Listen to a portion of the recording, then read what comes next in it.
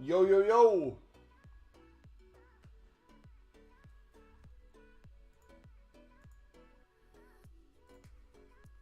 What's up, Fred? What's up, Choco? Zooey Beast, Ant. What's up, dudes? Let me add something to the description real quick.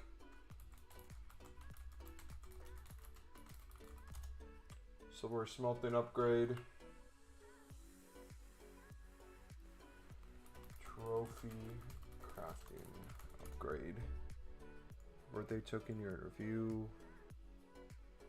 Birthday promo. 87 plus. What's the 90 plus called?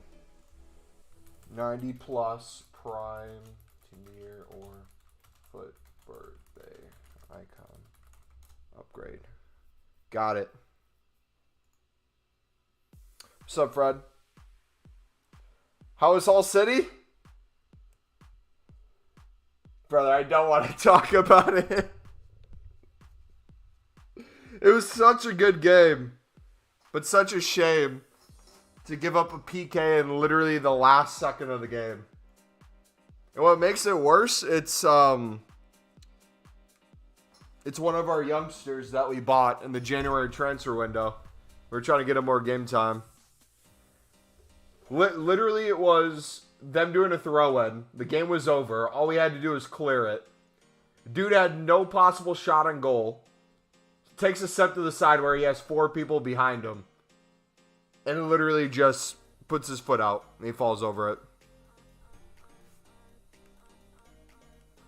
What happened? Sunderland gave up a PK and instead of winning, they drew in the 98th minute.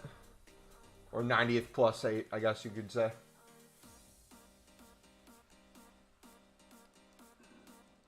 Would you rather Sunderland get relegated for the next 4 seasons or Newcastle win it? Dude, don't even know. That's an impossible question. Oh my gosh. What kind of question is that, man? Nah, that should be illegal. Would I rather have Sunderland get relegated for the next 4 seasons or Newcastle win a treble? Bro, you're setting me up with that. Obviously, I wouldn't want to get relegated for 4 straight seasons. And if Sunderland got relegated for 4 straight seasons, that's not saying Newcastle couldn't win anything. But I guess if I answer Newcastle win the treble, I'm seen as a fake fan wanting them to win the treble. But that's not saying Sunderland couldn't join them in a few years and absolutely dominate them. Who did I invest in today? We made hundreds of thousands of coins, boys. Lib flipping has been crazy. Silver rare investing. Bronze rare investing. Silver common investing. Silver rare investing. I think I said silver rare already. Shadow flipping. What else did I do? I think that's it. We've just been doing the standard stuff. The second I saw silver commons drop since the 80 plus went away, we picked up a couple hundred for 150. Now everything's 400 plus. But yo, hopefully you guys are having a good day. Plan for the stream. We got the 7 free silver things done today. Now we are doing the trophy grind nonstop. So there is an objective reward for this. I don't know if you guys saw it. I didn't include it in the video today because I honestly missed it too. I think it's under milestones. Yeah, there's a trophy crafted upgrade, which is, in my opinion, not the craziest rewards. I would have liked to see potentially better, but can't complain about free packs at the end of the day. Packs are decent, but then they give you icons throughout this. Hernandez is an 85, not going to be good in game. So this is going to reward the people who maybe are Div 10 and want icons. Shevchenko, Ballack 86, Barnes 87. Like, these are completely behind the power curve. But you can get up to a 784 plus at the end by doing 100 of these. Which if you do 7 plus a day for the next 27 days, you'll easily get it. For Libs, why bid on them for 450 when they go for 500? Which ones go for 500, Choco? I've been flipping all day today, picking up for 400 to 450. Unless in the past hour that I've been off, they've gone down even more. that's the case, I'd pick him up for even less. And by the way, we got the 88 team done. So that means we have the 86 and the 85. We should be able to get this done. I don't know if we'll be able to get it done today, but potentially by tomorrow. We'll have to see what we get in rewards and stuff today. I'm willing to buy some stuff to finish this. I just don't want to go crazy on it because we have all week. So there's no need to kind of waste coins there. So what you're saying is you would like Sunderland to get relegated? I didn't say anything. I didn't answer it, man. You think Sunderland are capable? Like that, you're a mid-table championship. No chance you'll get promoted until 2027 or some. Okay. Ben, not to be completely biased here, or I'm going to try to be as unbiased as possible. Sunderland, the fact that they are a mid-level Prem team with basically their full lineup, their full starting lineup being injured, is crazy in how young the squad is. Not to mention, I thought it was going to be messy for a sec. Not to mention the potential pull we could have in the next few transfer windows now that people have seen how well Ahmad's done at the club. I think it's going to attract a lot of potential loanees who want to get that sort of same experience. Do I think they're going to go up this year? Absolutely not. They're not going to make playoffs this year. We might get a win or two to end the season, but you're going to see probably draws and losses on the way out. Next season, though, more of a healthy lineup. Keep most of the guys that we already have, the loanees. Obviously, Ahmad's probably going to be fighting for that right wing spot at United, so I don't see him coming back. I think there's a really good chance Sunderland fights for playoffs next year. I don't think that's crazy to think.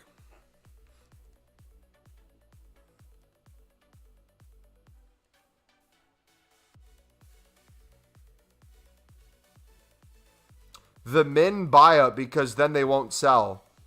Wait, Choco, what libs are you talking about, brother? I think we're on two different pages. What Libertadores cards are you looking at? All right. Raul and Selleck we got to chuck in. Raul and Selleck. Let me check this in quick before I forget.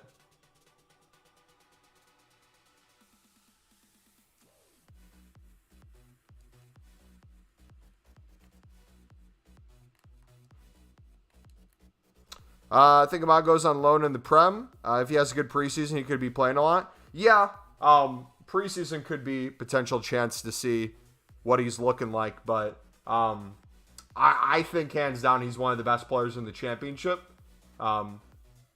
Throwing him to, let's say, a low-level Prem team, I personally don't see how much more that would prove on like the team he's on. I think it'd be more about how can he do against Prem opposition. And my belief is with United's squad around him, putting good players around him would only make him play better. But yeah, if he gets a good loan in the Prem and it fits him really well and the team's decent, I think that'd be a good call too. Previous, what'd you say previous? My boy pack 96 Zidane from the Icon pack. Hope you had a great Easter. I did, buddy. How about you? I got COVID, so I couldn't see anyone. Oh, no. But you did League SBCs. Hey, at least you got to grind FIFA a little bit, buddy. Sorry you couldn't see family, though. That sucks.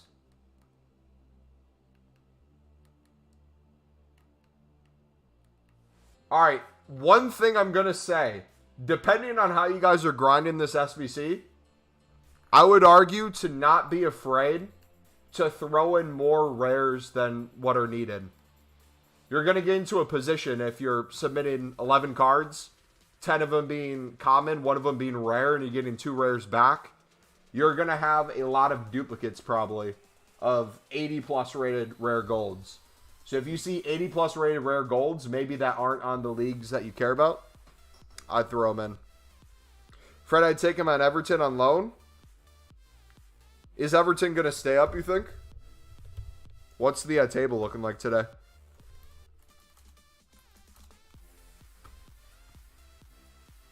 I'm trying to think who Sunderland could potentially get/need on loan next year. The issue is, I don't know how you guys feel about loans.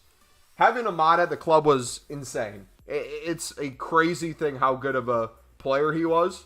Judging that last year we were League One, and then were able to get the caliber of player like Ahmad to come to the club. The issue is, though, getting players on loan who don't have an option to buy. Like the Michoud one's a little better. He's about 2 mil that we can buy him for, I believe, if we stay in the championship. 5 mil if we went to the Prem this season, which we're not. That's an easy buy because we can buy in the clause, and then we could sell for a profit, worst case scenario. Best case scenario, he keeps developing. He ain't going to Everton. He playing some 4-4-2 ball, mate. No, I'm trying to think where. Okay.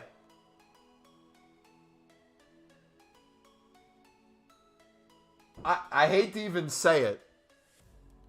Fred, you know where he actually could have a potential good loan spell? Brighton would be good. You know another team that could potentially be good for him?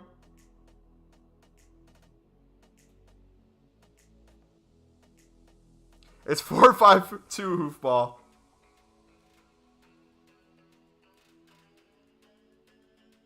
Thankfully, I bought Berkham Prime on Friday. How many squad battle games you guys have to play for the objective version? Ahmad should not have gone to you anyways. We were saying it before. He's a Prem quality player. I think, though, the reason why he came to us was because the quality of loans he had out beforehand.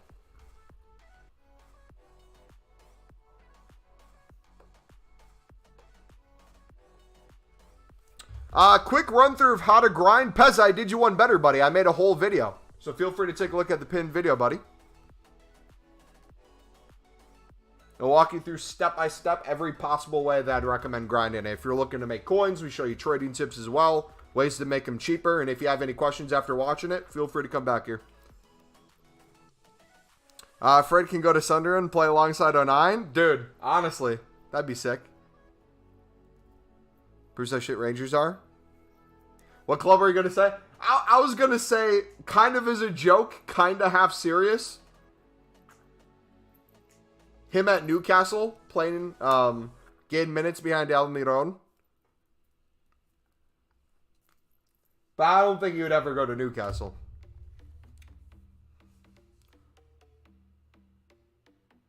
Dude, load him up to, like, Burnley or something.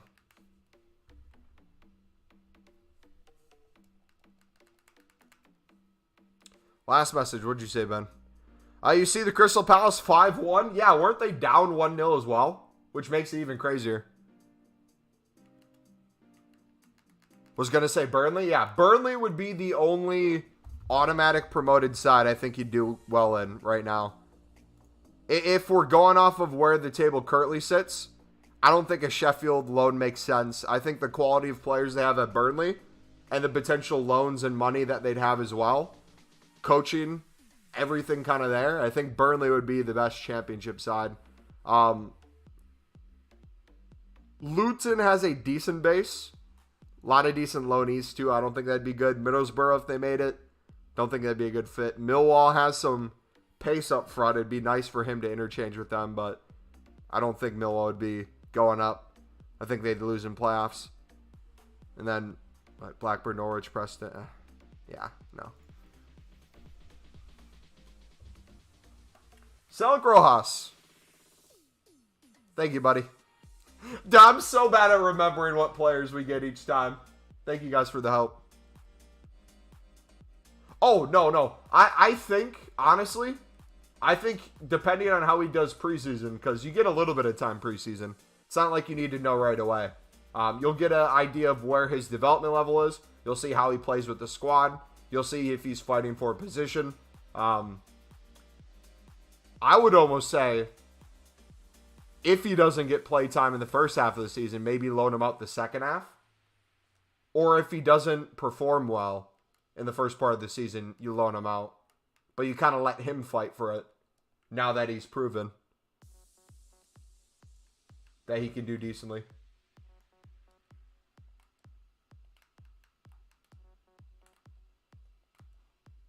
Because, like, what happens if he's on loan and he starts balling out right away? Now, let's say United's struggling a little bit or there's an injury. Obviously, you can recall, but your brother Puskas? Nice.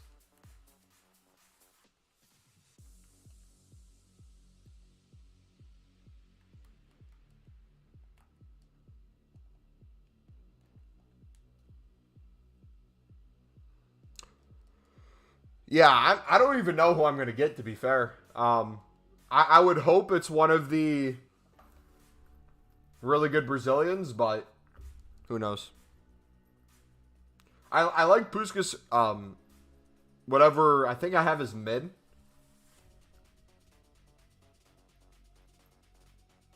That at this point, it's like Dino, Pele, R9. Sam, what's up, bud? Would be cool if we get upgrades tomorrow. I think we'll get a player pick or something tomorrow. I think we're due for a player pick. I want Spurs to get Mitoma and Ferguson, and so the fallout from yesterday didn't help. Dude, you know what team has surprised me in the Prem this year? Not in the sense of like, I think they've been playing fantastic football, but where I didn't even realize how high up they were. Aston Villa. Aston Villa is in 6th place. Maybe I've missed all the media and games, but I hear 0 people talking about that. They haven't lost in the last 5 at least. 4 wins, 1 draw. Dude, I hear nobody talking about it. I would have never known. Brian's 2 games left to play, so I think they'll pass him in points, which will move him down a little bit. Liverpool still has a game to play. If they get a win, they're 1 point behind Aston, so they could move down a little bit. I think they have some tough games coming up too, but still, 6 at this point in the season is kind of crazy. All right, Mama, we got to check in. Guess what I packed yesterday? What'd you pack, buddy?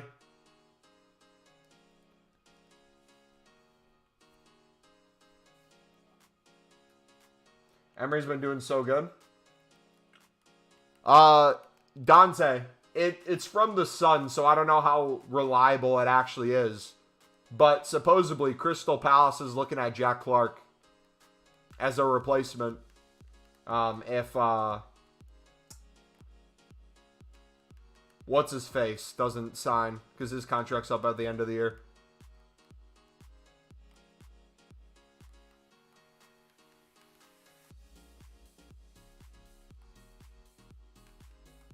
Yeah, Zaha.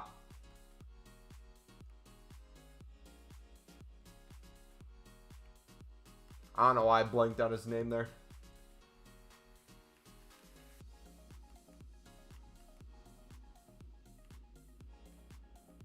Surprisingly, not a lot of League One rares that were, or commons that we're getting. Alright, let's do rares this time. I mentioned this in the video today, boys, but one of the things you'll see me do a lot this week with grinding these is I'm going to be doing a lot of League SBCs alongside of the silver 7 times a day, and then crafting our packs as well for the 80 plus doubles.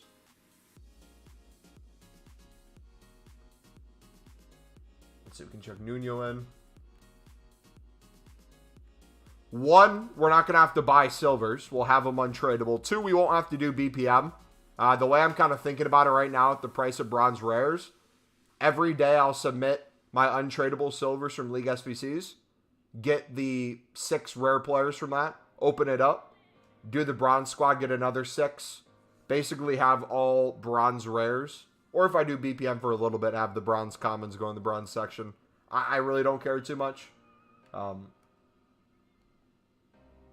Yeah, that will probably be the move, man. They need to be investigated for FFP, especially with their league position. Who's Aston Villa's best players?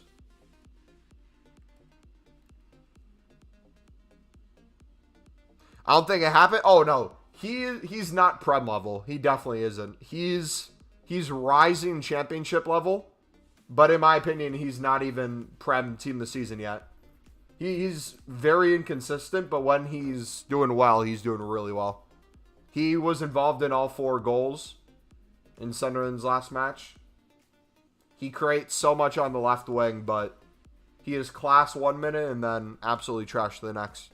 If he can get more consistent and have like a Ross Stewart type of player up top, I'm getting to the point too. Like, I love Ross Stewart, don't get me wrong, but Sunderland's played basically a majority of the season, like 80% of the season without him. If he doesn't re-sign and he goes to Stoke, or he does re-sign and he's injured throughout next season too, if we can sign another striker or two that can play that role well, I don't think Ross Stewart's necessarily needed. It'll be a huge loss, but it's getting to the point he's not involved so much that I don't think you can just rely to have your season based around him. Martinez. Feel like bronze rares won't go high for the rest of FIFA. I disagree. I think they'll constantly be able to be flipped every time a daily SBC comes out that includes them, or every time we get the icon, a new icon come out. Open the 70k pack. It's worth it. If we get to 50 likes today, I'll do the 70k pack. Sound good, dudes? If you haven't smacked the like button yet, smack the like button. If we get 50 likes today, since it'll be a long one today, we'll open the 70k pack for you guys. Deal?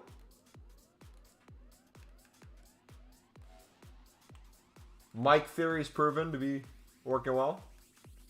It's been decent for us. Everyone sub and like.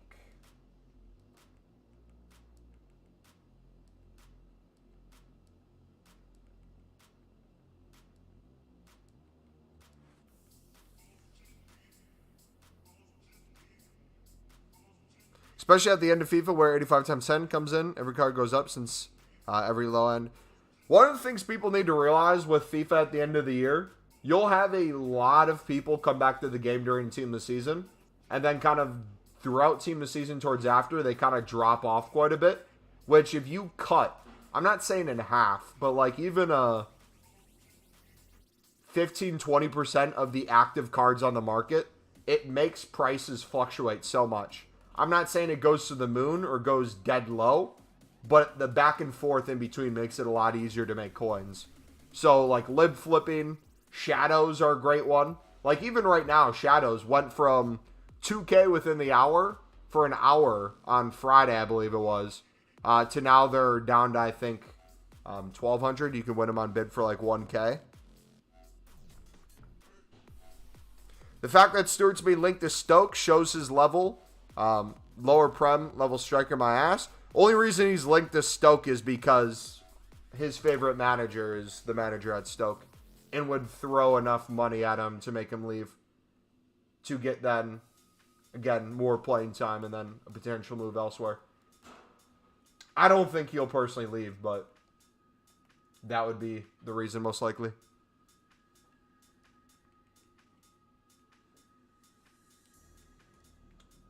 But yeah, I agree. Moving to Stoke would not prove that you are a Prem level striker.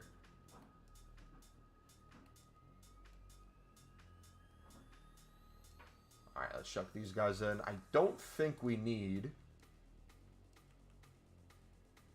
anything crazy here.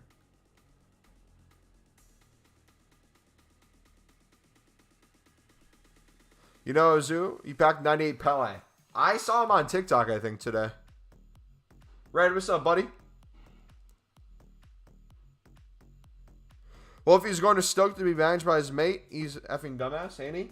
Well, it depends on what his goal is, right? Like, each player's different. Ross went from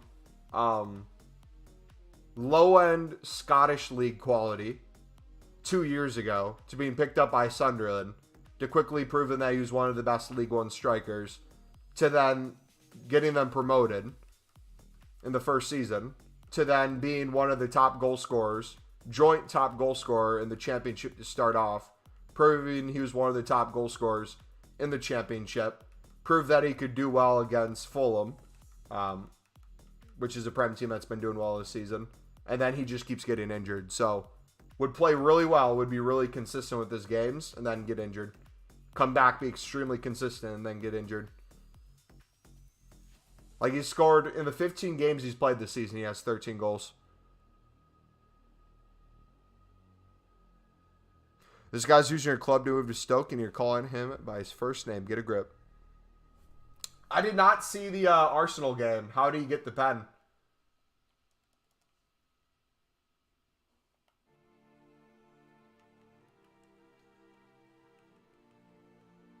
Paul, what's up, buddy?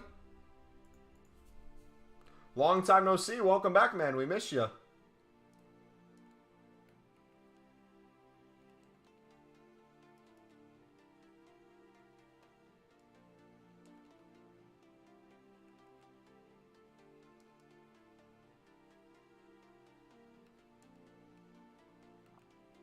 Sounds like a shit version of Martial. Were you surprised that he scored?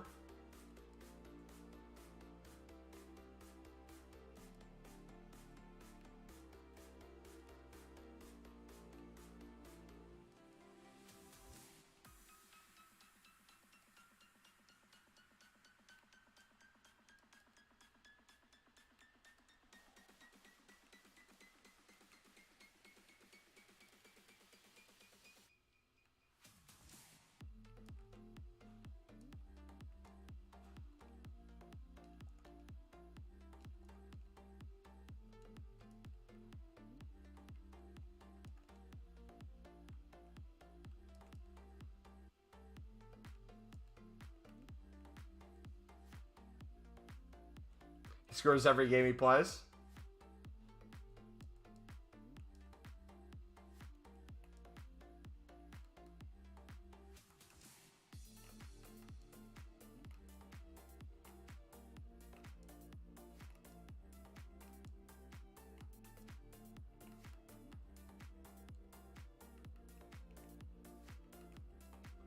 One of the cards I would look for, boys, is this guy. Saladin. If we get League SBC back, League SBC's back and it's the same requirements again, and that SBC goes away, and bronze rares shoot back up, that guy's the guy who usually pushes 1K. So you could times 5 your coins.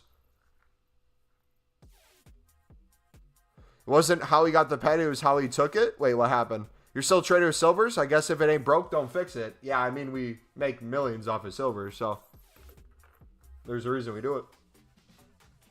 Whoa, whoa, whoa, whoa, whoa, whoa, whoa, whoa, whoa. Why did it go down? Didn't mean to do that. How much are our position modifiers? I have no idea. We'll check it out for 17.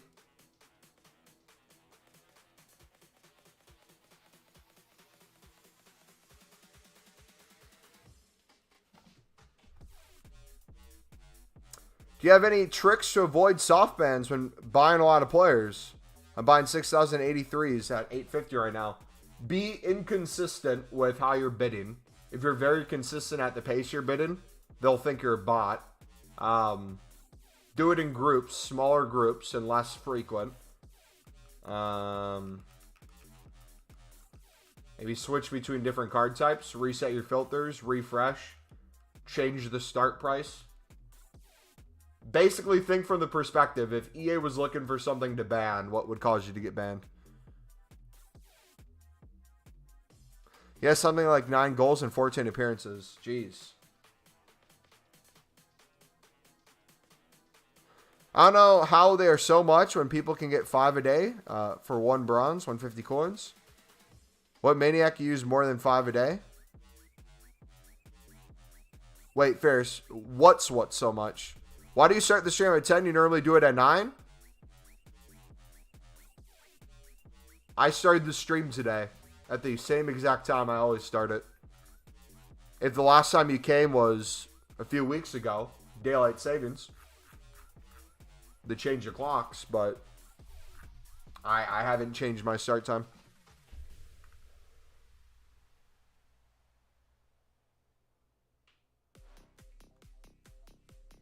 Wait, I don't know how they are so much when people can get 5 a day For 1 bronze, 150 coins. What maniac uses more than 5 a day? Uses what, Various?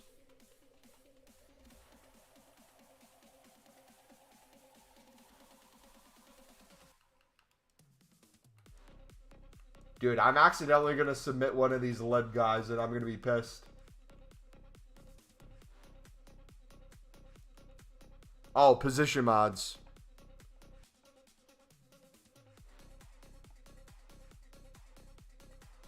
Because people do trading with it.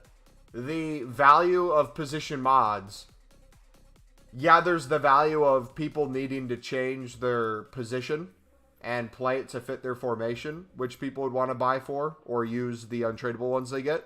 But the reason it's so valuable is the fluctuation of price between positions. Especially like League SBC cards. There was a right mid I bought in the Eredivisie team for, I think it was like 600 I picked them up for. There's no right mids. There's only right wings. So I could have probably sold that guy for 2.5k tonight. Which if I use it untradeable, aka for free, or bronze for 150, that's a lot of profit I could make on that card. And if I did that times 5 a day, that'd be nice profit. But then if position modifiers were cheap, I could do that with, let's say, 100 that I bought a day. Buy 100 position modifiers, buy 100 of that card, make really good coins, people catch on, same way any filter works. They'll slowly buy until the position modifier price is high enough where you can't make as much profit. And that's just done at a large scale. Same way people do like shadow trading too. Like there's a reason shadows fluctuate more than a lot of different chem styles.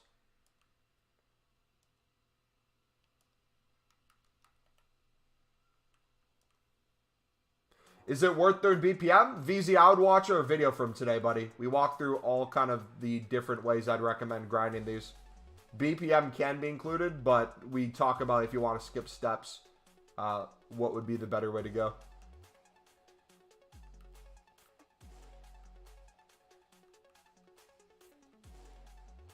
How much is Pizzini?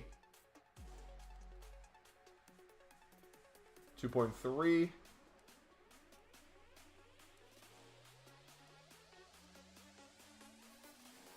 2.4. 2.5 pretty quickly. 2.6 within 10 minutes. 2.7 within an hour.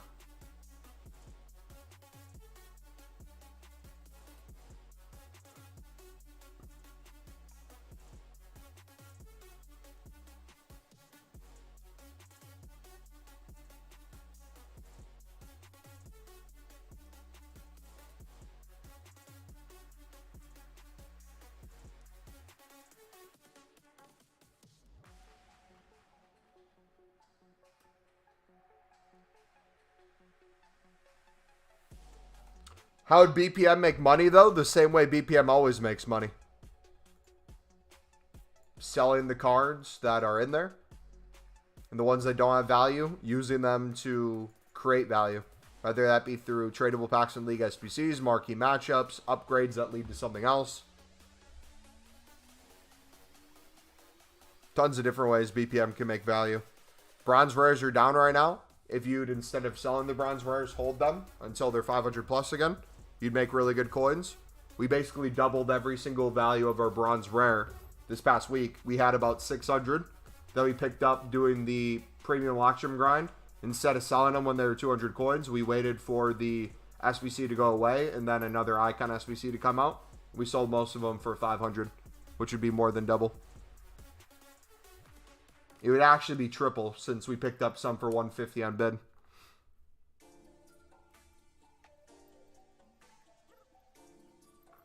I did BPM today and didn't convert up my bronzes, and then the new SBC came out. Jason McClelly, Reese, James, Spinazzola, Klaus. Packed a new Titan trophy, Casillas, and then put out icon pack, Team of the Year, Ashley Cole. How was the Ashley Cole? Lewis, what's up, buddy? My opinion, 88, Cavardona. Better than 97 Benz as a right forward and a 4-3-2-1 or 3-4-2-1. Would you have to sell all players in a bronze pack? No. depending on what you pack. If you're opening one bronze pack and trying to make profit off of it, you'd probably want to try to sell everything. But if you're opening up hundreds upon hundreds, which the whole point of BPM is for it to be a non-stop process, not necessarily a thing you do for one pack and make profit on.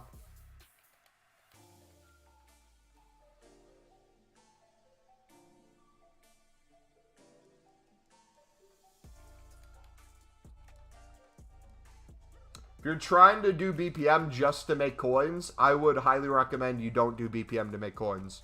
You can make coins off of BPM, but most people don't have the patience to do what it takes.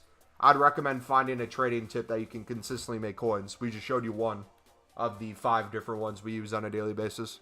We were just making, what, 600 per card? Then if I needed cards from BPM, I could do it, open it with the coins I made there. Whether or not I make profit on every single pack, it doesn't matter as much.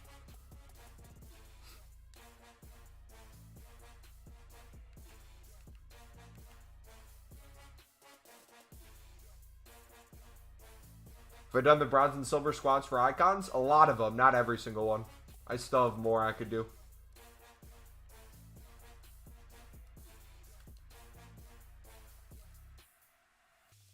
Alright, Rodriguez is moving up. You could have got him on bid for 600 coins. You'll most likely go to 800 plus now. Minimum 200 per card. Easily. We got the golds needed. Now we just need 3 more libs we can chuck in. Let's do bronze if we can.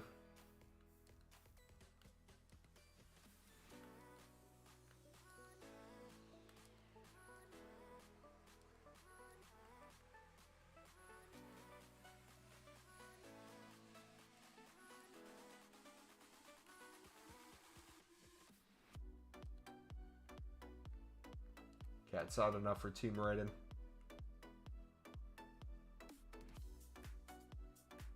Checking this over too. Liverpool game was so good. As a wise manager once said, sometimes maybe good, sometimes maybe shit. Do you see that Maldini scored against AC Milan? Also went 9-3 in Foot Champs, and it took me last game to get 11 wins and had 9 secured. Dude, I haven't played Foot Champs in almost a month, man, and I've been extremely happy. Gonna head off. Take care, guys, and enjoy the rest of your night. Hey, see you, man. Have a good evening. Are the menus extremely bad for anyone else today? Like, worse than they usually are? Ooh, did the new Demon Slayer season start today? Nice.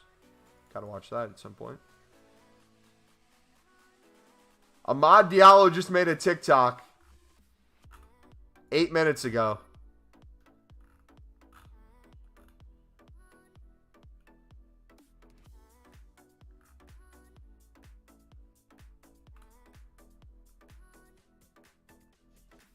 Hey.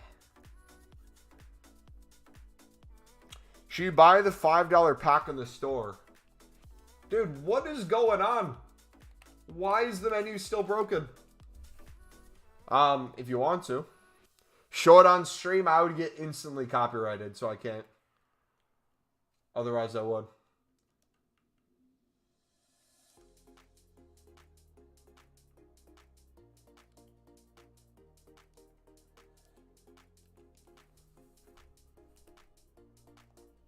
So someone say the engine FIFA uses is good for FPS games, but not games like FIFA. That's why the menus struggle sometimes. I can see that. What's the name of the engine they use? Well, it's a cool guy. He'll tell the companies to stop and they'll listen. It's not a mod I'm worried about. Yeah, it's the companies. Is there a specific Libertadores to invest in? If you go to the end of our video today, we walk through a bunch of them you can pick up.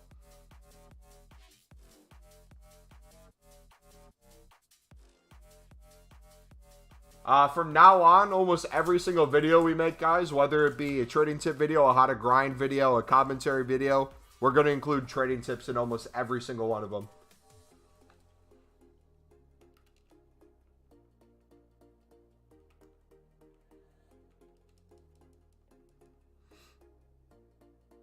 Think FIFA's using Frostbite? I could see that. Yeah, that'd make more sense if it was Frostbite.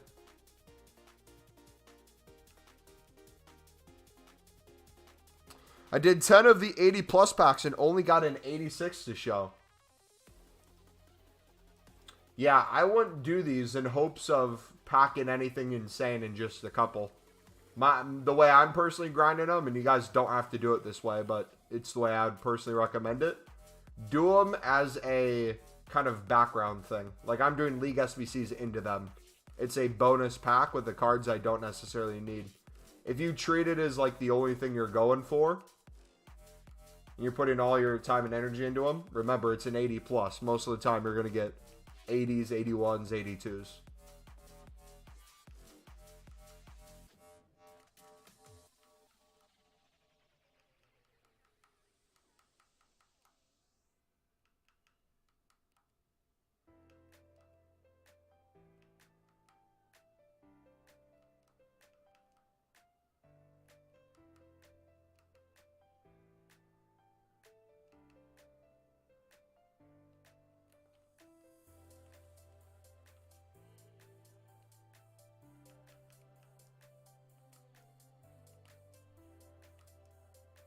Should be good. So tempted to start champs on my second account. Actually,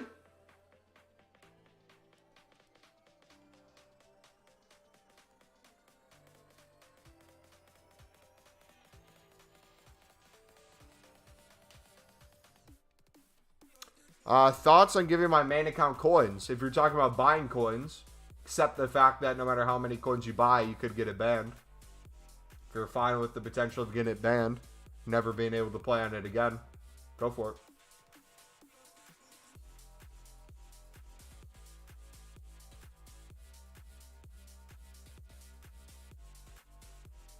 This one, Gene for 1.5. Hey, GG.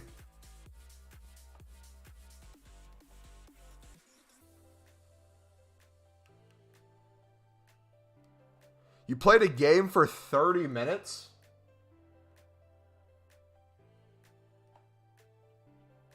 IRL. Why did it stop at 30 minutes?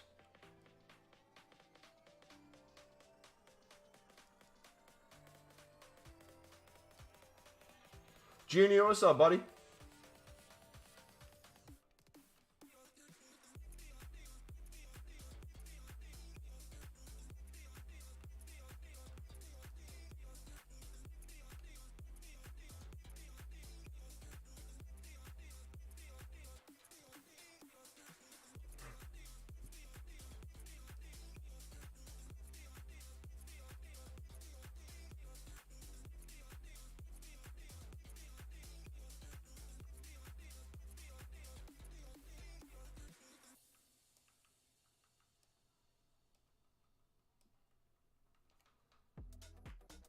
No icons bagged yet? Nope. That would be the 0 number. I will update it once we pack someone. Hopefully sooner than later. I've also been gone all weekend, so I haven't started opening anything till now.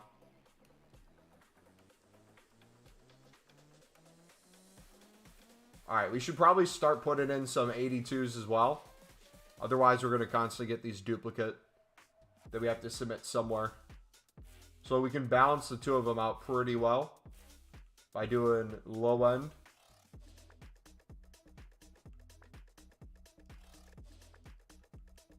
Rating wise.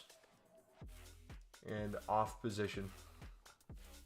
Pack Prime R9, GG.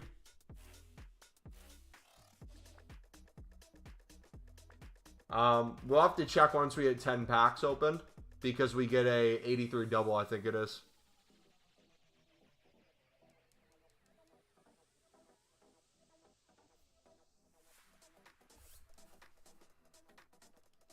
Sensio tradable, Locatelli.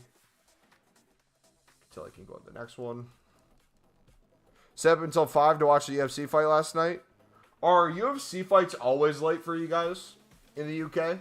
Or is there already that started at a decent time? Last comment, I played IRL game today, 30-minute halves, and in the second half, the ref played 37 minutes, and the other team scored a goal, and we lost by 2. RIP.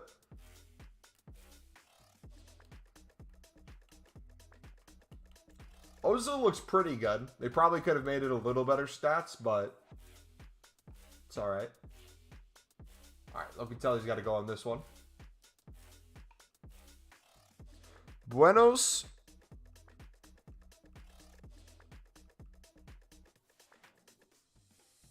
Mustachos? Huh? Hola, ¿cómo está, mi amigo? Always didn't even get to watch the fight. Hey, if you have to stay up late to watch fights, and that's the negative thing for those in the UK, you should try waking up at 5 or 6 in the morning to watch football matches. Week in, week out. I don't think you guys have a right to complain.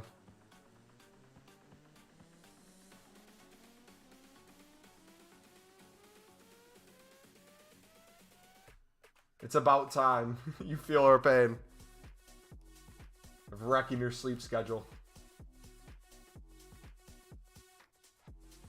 to consume a sport you love.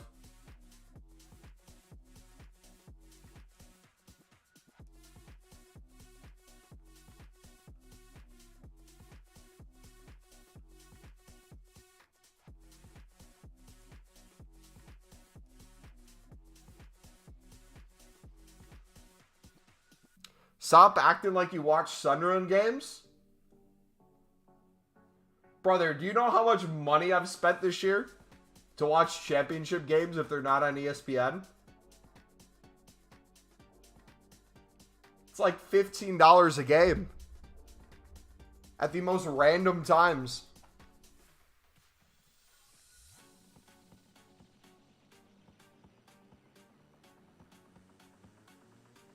Alright, we can chuck in 2 Bundesliga untradables. Use those first. 2, 3.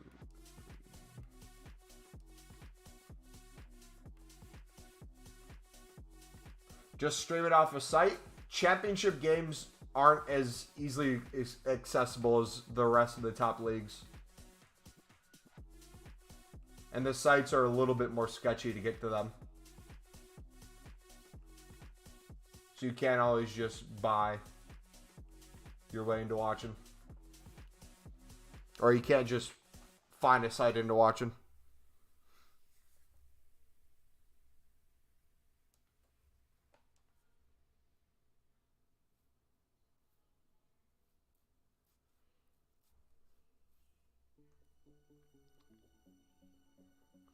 Mumbo, I can imagine myself kissing you all over your body.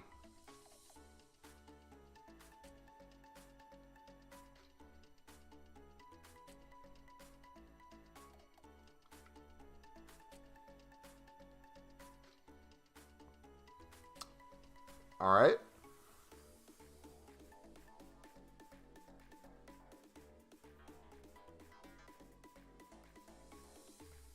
That has to be some form of harassment or something.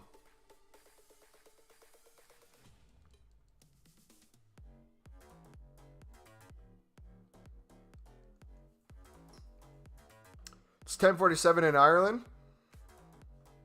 Stayed up for WrestleMania as well. Both so disappointing. Missed such a good fight as well. What's if you had to get someone into the UFC, like someone who doesn't watch UFC, you had to convince them to give the sport a try, what would you say are like the best things about it? Besides people beating the ever-living crap out of each other. Happy Easter New Day, you too, brother. He has risen.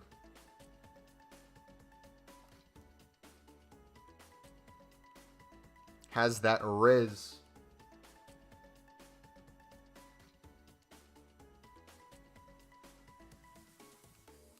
Yeah, Amir told you to say that?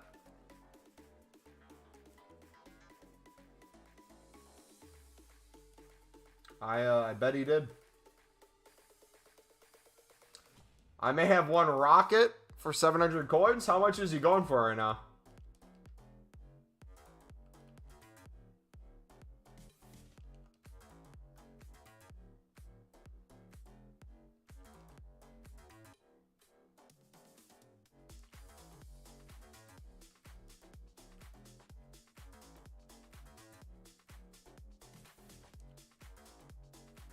2K Plus. Yeah, Pizzini was pushing 3K this morning, which was crazy. Love to see it, though. It's fun. It has none of the bullshit that boxing has. Boxing is just a complete drama to even make the fights official, and half the time they get called off. Also easy to watch, unlike boxing where everything's pay-per-view. That's the most annoying thing I think about boxing. Obviously, there's a lot of eyes on it. You can make a lot of money on it, which is cool. But in terms of like trying to get into the sport, I feel like for how pay-per-view it is, it almost, I wouldn't say limits the audience to a certain extent, because they always have a huge audience. It just makes it very hard to consume live for the average viewer if pay-per-view is extremely heavy.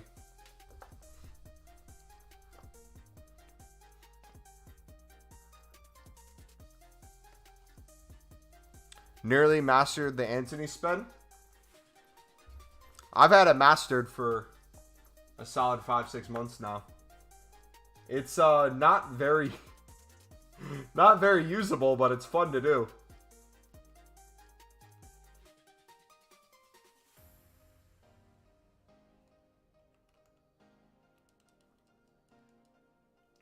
Broke your headset today?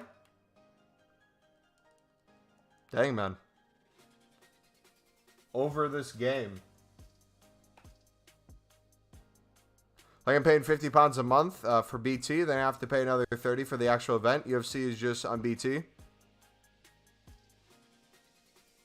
The frustrating thing with football, as an American, I don't think it's any better in the UK. I think you guys have the similar struggles. Is if there was one place I could just for a flat fee buy to watch every single game for so many different leagues, I'd be so happy. But the fact that there's so many exclusives to certain channels, they split the games. I have to buy just like 5 different services, and even if I get all 5 services, I don't get most of the leagues. You have to get a different service, and then you'll have blackout games still. It's frustrating. Like for the championship, if they did a flat service for the championship, I would buy that. If it included cup games and stuff too, that'd be nice for English Cups, but it's not necessarily needed because ESPN does most of that. You guys can watch more of the games than us. Depends on what league you're trying to watch.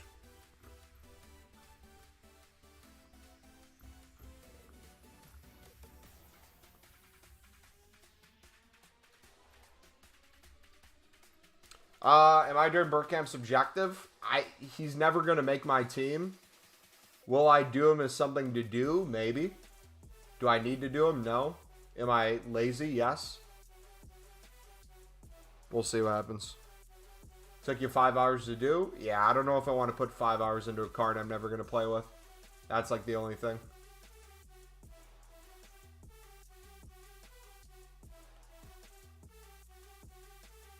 He looks decent, but I think my team's kind of past him at this point.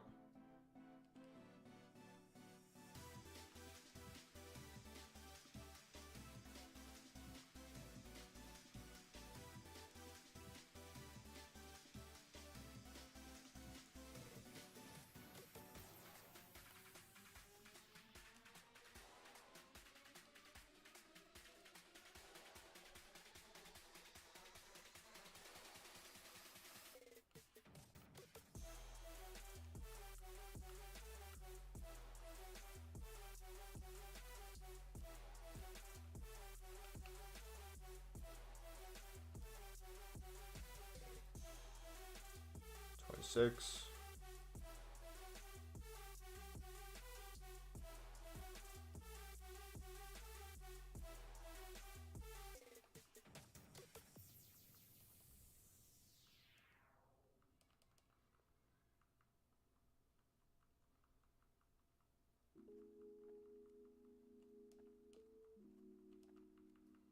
Man, it's just too easy to make coins, guys. Libs are a cheat code.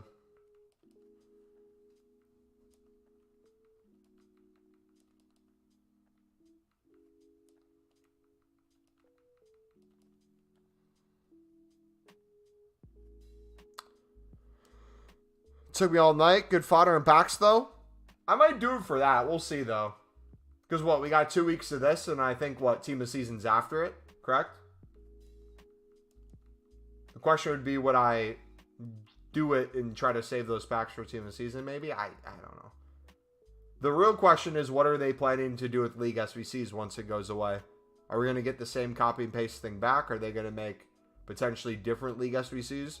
Or are they just never going to come back? We don't know. So I don't want to end up at a point where I have no packs if League SBCs go away. But we still have 2 weeks. So this promo is going to be for 2 weeks as well. I like this promo. I like and dislike this promo. I think for the same reasons to a certain extent. I like that the promo this year, a lot of the promos have icon cards that are promo related, which means you can get icons or heroes in the upgrade packs that they release, which is a W. However, I think it's scummy of them to purposely put extremely bad versions of players into the promo along with their great version in order to put a higher % chance of packing someone in the promo pack section. I think that's a little scummy. Because ain't no way people would just be packing these promo cards if it was the 90 pluses. And no way you're telling me there's going to be like a 60% chance at getting one of those cards. And it's not going to be one of those low-end guys if you do. FIFA is such a waste of time. I think of all the stuff you can do in 5 hours other than waste your time playing gameplay you don't enjoy for a few pixels that you won't even use in a few weeks. That's why I haven't played in ages. I mean, that's life in general, right? That's life in a nutshell. Find things that you enjoy and you find useful. But for some people, it might be like a relaxation thing, which is ironic that FIFA would be relaxation. For other people, it's maybe like a job, right? For streamers, content creators, maybe a hobby. But yeah, for the average player, I would say it is probably not worth it to spend a bunch of time on this game.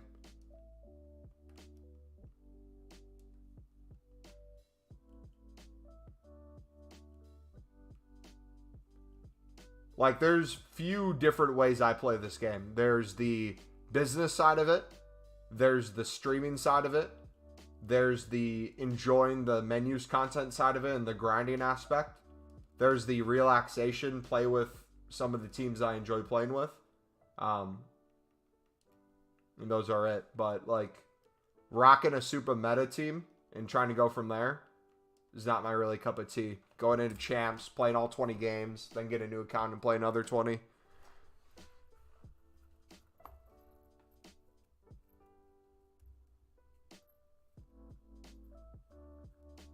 I had nothing to do today. It was like 7, so didn't waste my day. Well, you did. I like this promo, can't lie. Yeah, it's scummy. Yeah, but when you don't enjoy the gameplay, why spend so long doing it? Why spend so long doing gameplay if you don't like gameplay? I mean, I guess it depends on what the reward is. Like, if it's swaps related and you get really good swaps out of it, it'd probably be worth it. But if it's just like foot champs for barely even walkout reds and all boards for your rewards, I don't think that's worth the grind. Like, one of the benefits of League SBCs being as good as they are is you could get potentially better packs just by grinding the menus than you would in your foot champs rewards. And in the off chance that you do really well and you get like ultimate packs and ultimate packs in foot champs. Ooh, 284s, let's go. The amount of coins you could make on the menus in a limited amount of time from investing, but then like the set amount of coins you could make with trading tips, you could be able to afford ultimate packs and stuff in the promo section when they do come out. But like, look at this. This is a perfect example of something to make easy coins. Look at how many Pizzinis I just picked up. Give me another couple minutes of this. I want to prove something. We're making 500 coins on every single one of these minimum. I have very little competition at the moment.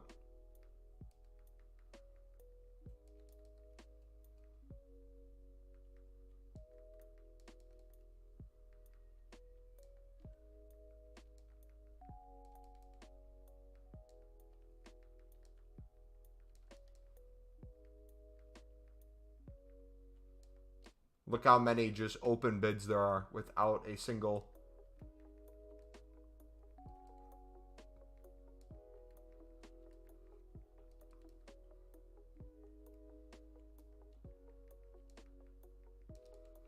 What price are you bidding those Pizzinis? We are bidding 5 million coins. So you should bid 5,100,000. Yeah, this is the sort of thing I usually do off a stream and will not like religiously bid on stream. Because where it becomes a waste of time is if I'm constantly showing you what I'm bidding and how much I'm making. There's going to be one person in the stream that's like, all right, he's making 500 per card. I'm going to outbid him on every single one to make 400. I think that's a good use of time. And then someone else in the stream sees someone doing that and they're like, you know what? He's making 400 per card. Let me make 300 per card. That's a good use of my time. Then it gets all the way down to like 100 per card, and then you got to find a new one.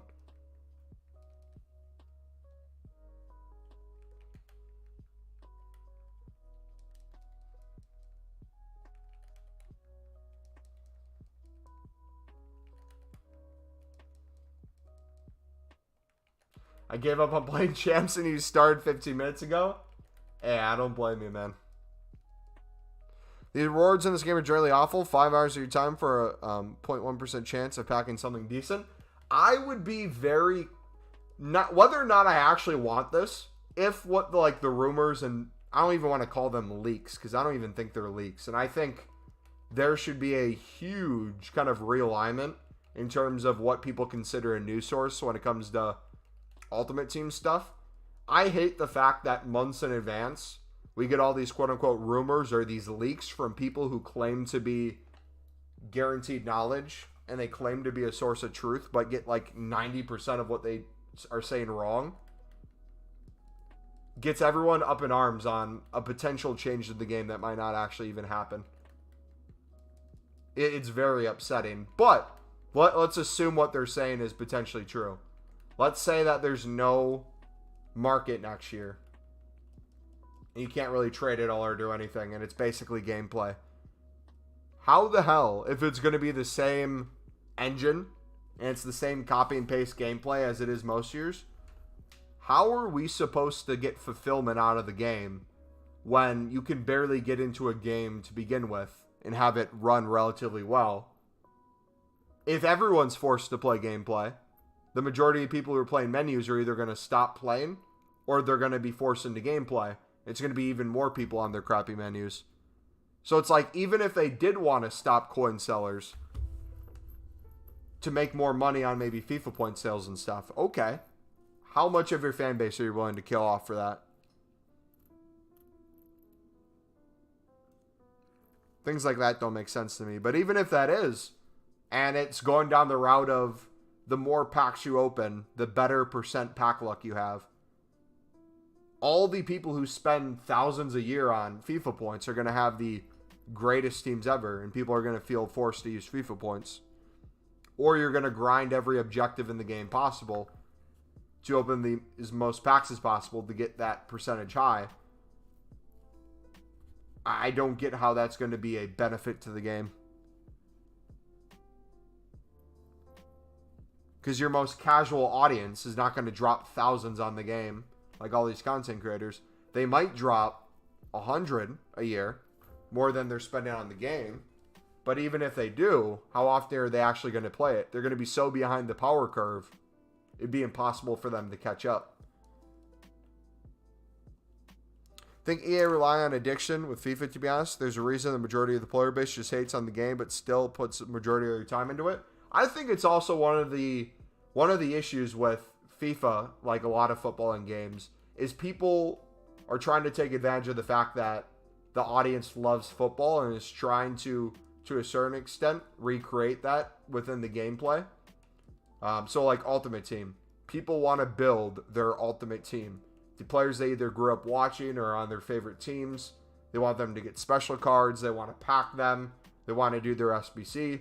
All that stuff is fun. When they play career mode, everyone wants to use their favorite club or wants to go to a club that's challenging them. Could potentially push them towards promotion. If you are playing Football Manager, You might want to show that you could potentially be a manager one day. Show that you know how to run a football club. Show that you could pick the lineup, do all the research, scouting, all that. All it's done through football and games. And they'll keep giving us the tools to do that. But until a company gets it down almost perfectly, there's still going to be that large part of us that's not completely fulfilled with it. Like, I know people who are extremely addicted to Football Manager, and they don't have to ever play a single game. They'll just watch the simulations and have pure joy out of it, because it's the most realistic form for the experience they're going for.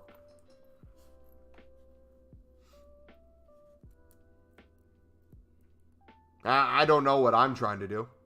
Like, my wants and needs when it comes to a game to get my football fix is completely different. Like, one day it's get all the Libertadores cards to put them in a squad with some of my favorite untradables. The next day it's build the most meta team possible from what we already have. The next day it's make as many coins as possible. The day after that it's grind as hard as you can to do as many SBCs as you can. Like, it'd be so much easier if it was just like a single grind, but it'd limit a lot of the fun too. Like, I think part of what makes Ultimate Team fun for me is I don't know what to expect every single day I get on.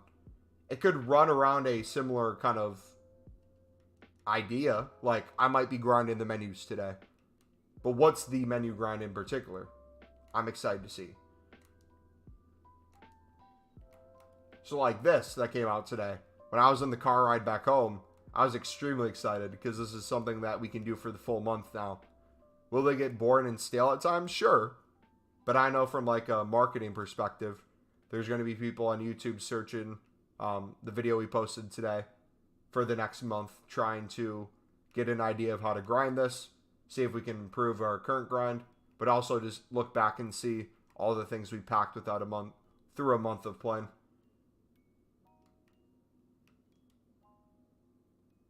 And all that's super fun to me. We also have the fact that FIFA's probably, or not FIFA, that Ultimate Team, EAFC, is coming earlier this year too. I believe it's going to be in September at some point. So it will be interesting to see what it feels like to be playing closer to the start of the Prem season. Unsolved FM was spending too much time on that game. I go back and forth on the amount of time I spend on FM. I've been playing a decent bit of Minecraft Dungeons, which is getting me my dungeons fixed before Diablo comes out. But yeah, I'm kind of running in that boat right now where I'll play Ultimate Team on stream, and then off stream I'll do some Football Manager, and then like 3 hours pass when I blink because I wanted to have Sunderland go perfect for a couple weeks. But I'm dealing with injuries, trying to find like the perfect person to buy in this transfer window with my limited budget. Maybe get a loan out of someone. Before you know it, it's time for bed.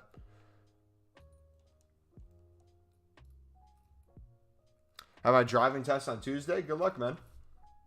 Alright, Kendogby I've got to put in. Start the League SBC grind again. But yeah. I also could very much see how people use video games as an escape, and you got to really watch out for that.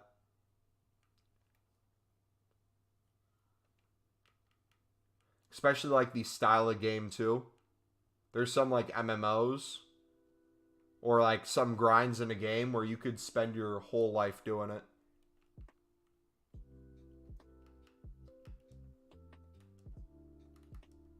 Because it's just enough of that addiction boost to your brain where you feel accomplished.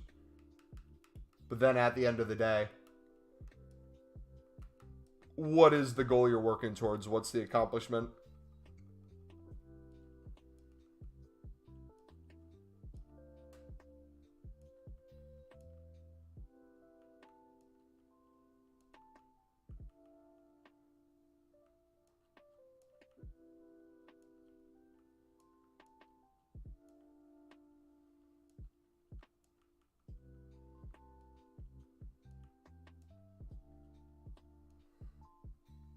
Finally got Ozil. He's going to be in my team till the end of FIFA. That's good. My time spent at FM games over the past 4 years was generally shocking. Realized that if I put even half the hours I spent onto working out or developing a useful skill, my life would be so much better. And like, that's the thing too. Because like some people, they'll see people spend that much time on video games, and the instant response is, that's why video games are a waste of time, therefore you should never play them. I personally don't think that's the answer. I think the answer is to assess what your goals in life are and fit in that accordingly, right? If you get some sort of satisfaction at the end of a long day, right, playing video games, work that into your schedule. But if you also are trying to achieve, let's say, a certain goal in the gym, a certain goal at your job, trying to hang out with friends and family a certain amount of times per week, it gets to a point where you really kind of have to work some of that stuff in. And if you're a good planner, or if you suck at planning, it's then up to you to try to figure out how to do it. Trial and error, you're going to run into some issues. Like at some times with like streaming, I ran into not spending as much time with friends and family. And at the time is one of those things where it's like, yeah, but like I'm working towards getting X amount of subscribers or these sponsorships, these opportunities where this could potentially be a job one day. Making connections with other streamers and content creators. It's worth it, but how worth it is it? Is it worth it to do it to the point where I never hang out with family or friends ever again? No.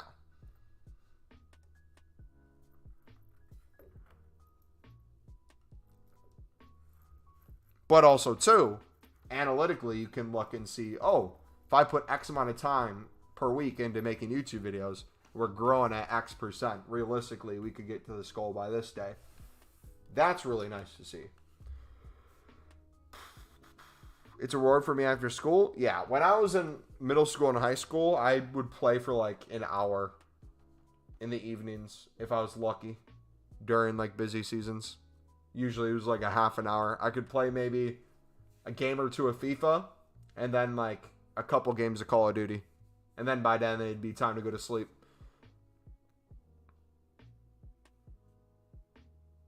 Like I still spend on video games, but my time in FM over the past few years was generally above 2,000. Yeah. So when you break down that into days when it gets really serious, yeah. Played over 900 hours of FIFA this year, and I've been banned twice for 2 weeks and then a month. Jeez.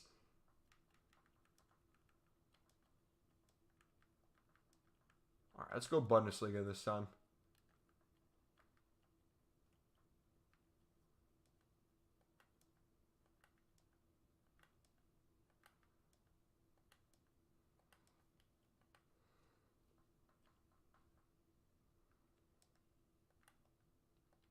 I don't know if anyone feels this way, but I felt this way recently when I heard the news that we might not get what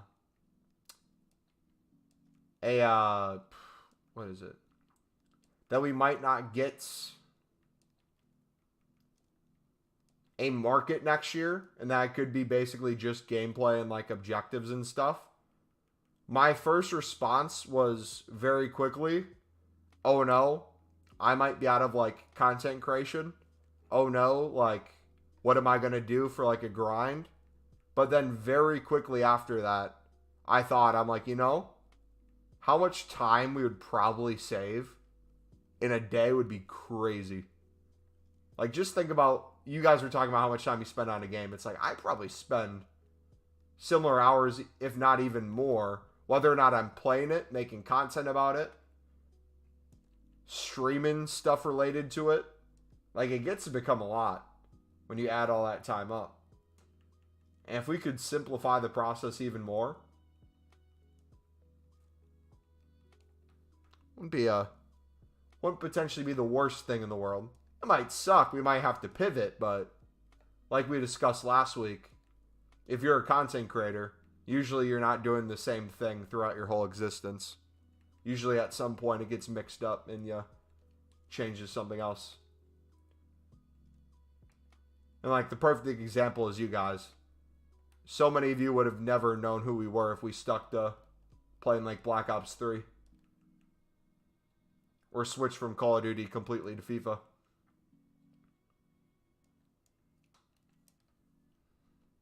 Got Essien on my alt account. Only problem is that I'm banned on the market.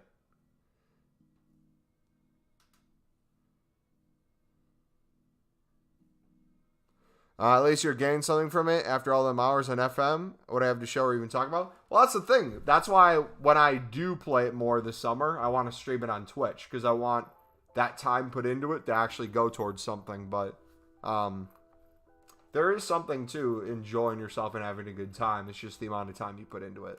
Like you were saying, if it's taken away from the goals you want, it might be a negative thing rather than a positive. But people are different, right? For some people, their fulfillment might come out of their day job, right? They have a job they go to, make enough money, go back to a family that loves them. Maybe they have a couple kids. After like making them dinner, putting them to sleep, all they want to do at the end of the night is play FIFA or Football Manager for a couple hours, right? Maybe there's no side hustle there or alternate goal in their life they've already won. I feel like it's a very specific type of person who has the mindset of like constantly wanting to improve themselves in every single area of life and really grind super hard and maximize everything they're doing. And I feel like I fall in that category too. It's tiring, man. Like, I'll admit, it's extremely rewarding, but it's extremely tiring, and it sucks knowing you'll never be satisfied with it. But that's also a positive in it too. Like, there's always a new goal to go after. There's always going to be something to chase. But if you make that your identity, you're never going to feel fulfilled in it. And that's where a lot of people kind of lose it. A lot of people don't know where kind of that line is. Like, I kind of did that with fitness when I made the transition from Call of Duty to FIFA. Before we really got into doing consistent FIFA streams or FIFA videos, it'd be like maybe a video or two a week, a stream here or there. I would, in the evenings, when I was on my cut, after I ate dinner, I would literally do cardio for like 2 hours. I'd go like listen to music or listen to a podcast and go for a walk around the park and just go as far out as I could. That way I had to go that distance back. And then I'd eat like a bowl of popcorn in the evening after dinner. Be in a decently big calorie deficit. Got down to, I think it was 10% body fat. Was extremely lean from what my body's used to being. But I was just so tired after that. I had no energy to do anything else. My like 24/7 thought process was calories in, calories out, and how I could get the most fitness in. And then all for what? To look good the one time you go to the beach a year with friends. That's like the people you're trying to look good for. Most of them don't even care or don't even notice. I will admit though, one of the best feelings when it comes to fitness is when you get the random out of nowhere from friends or family or people you don't see that often. Like you're looking really good, man. Have you been working out or have you been doing this or that? That's really nice to hear. But then the second after they say that, you're like thinking to yourself, you're like, wait, did they think I was fat before? So proud of you, man. Why? You've come a long way. What does that mean? You look so much better now. Wait, pause. Chill. If you think about it, if you sleep 8 hours and work 8 hours, that's 16 hours of a 24-hour day gone. Yep. Yo, facts. Dude, fitness mindsets are the craziest things in the world. And like, honestly, it's hilarious because most people who get into like working out will maybe do it for like fitness reasons. They want to be healthy. But once you really get into it, there's not as much health that goes into it as extremely negative mindsets and no idea what health actually is. Like, think about it. Is it healthy to be at extremely low percents of body fat? and getting to a point where you're competing in shows. No, that's not healthy. You're doing a lot of harm to your body. However, it's for a goal that a lot of people want to work towards. Therefore, it's worth it. Or like you'll see the amount of people that after lifting a couple years in the gym's no longer enough for them. So they want to go on PEDs to either reach their goals faster, get further than they ever could natural, and they're willingly going to put something in their system that's going to negatively affect their health, but it's for a goal.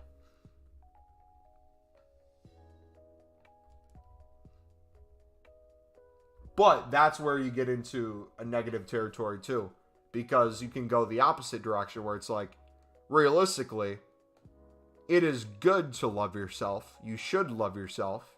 But when people start telling you that you're healthy at every single weight, that's just not a true statement, right? You could be extremely unhealthy, being extremely lean, and extremely low weight. That doesn't mean you're healthy. You could be extremely obese and be happy with where you're at. But that doesn't mean you're healthy. But if you can get more towards like that middle ground, right? That's ideally where you want to be. Like, and I feel like I've gone from both directions, so I can speak on that pretty well. When I used to be a chubbier kid, or when I put on a lot of weight on one of my bulks in college, you very much get different reactions from people depending on how much you weigh and how you look.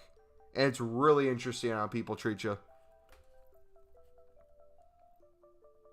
Even if I didn't improve my body, I still think I would do it, to be honest. Helps my mental health so much it's crazy. Yeah. Can't lie, would rather be fat than have the typical bodybuilder body. Just looks so awkward to maintain and very ugly. It's so... One of the things that sucks with me is I constantly go back and forth of the mindset of like wanting the bodybuilder body, but then also wanting to be in football shape, where it's like, if I ever decided last minute, you know what? Final chance to try to go pro or semi-pro or enjoy the sport again, you can throw yourself back out there. And one of the things I notice is how having a lot more muscle on your body and adding a lot more weight to your body, you can still play the sport. But my goodness, there's a reason why people look the way they do playing football, right? Why they're as lean as they are. Why they might have muscle, but not an insane amount of muscle. Why they all weigh a certain amount. And what kind of each position looks like. Like if I was going to try to run, I don't know, what's the average amount of running in a game? If I was going to train for that, I would have to put on a lot of miles to get to the point where I would be able to consistently do that. Short sprints I could do. A couple miles I could do, but I remember how much work it took to be like game shape ready.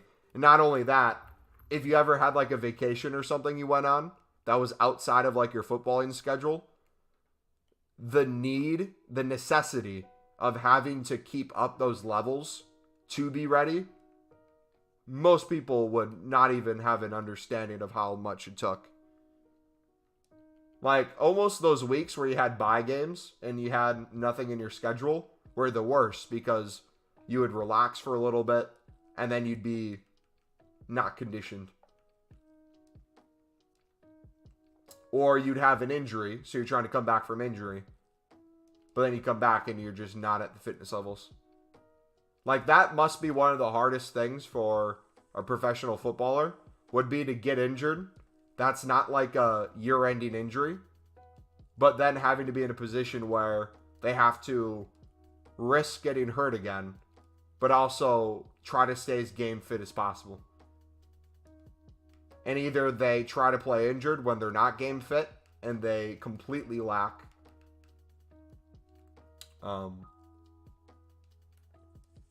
in just being able to keep up with the flow of the game, or they completely commit and they overdo their injury and they're out for longer. Anywhere between 8 to 12 kilometers. I can't lie, would rather be fat than have the typical bodybuilder. Just looks so awkward to maintain and very ugly. Oh yeah, I read that already. I think the idea of like doing a huge bulk, putting on a lot of fat just to put on more muscle and then cut down, ultimately lose a lot of that fat and lose maybe some of that muscle year in, year out. I understand like the value in it, but I think more than anything now, I'm at the point where I have enough muscle on my body. I still can gain a lot without having to hop on PEDs. But now I'm starting to get to the point where like mobility, agility, being able to just play pickup if I wanted to, I want to still be able to do that seamlessly. So for me, that's kind of changing the type of lifts I'm doing and kind of the plan I'm doing. Like, when you're in the gym working out, are you training to be a bodybuilder? Are you doing lifts like a bodybuilder would do? Or are you doing lifts like a professional athlete would do? And that's kind of what I'm challenging myself to do now, is look at that and be like, all right, realistically, I should try these exercises instead.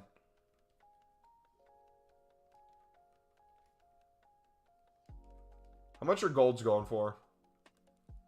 Probably going to be a lot, right? If Sunderland ever gave you a shock call-up after their 5th relegation in a row. Yeah, exactly. No, I'm sure everybody has that mindset at some point. It's like 3 a.m. You can't go to sleep. You're randomly wanting to do a workout. Then you randomly get this motivation. Like, I had this motivation after the World Cup, like probably a lot of people did. This, like, random intensity to my training where it's like, hey, I know it's not impossible, but completely unlikely that I would ever be able to make a push to ever be at the level to play in the next World Cup. But F it. Let's do it. And just for fun, like, start training that way to see what would happen.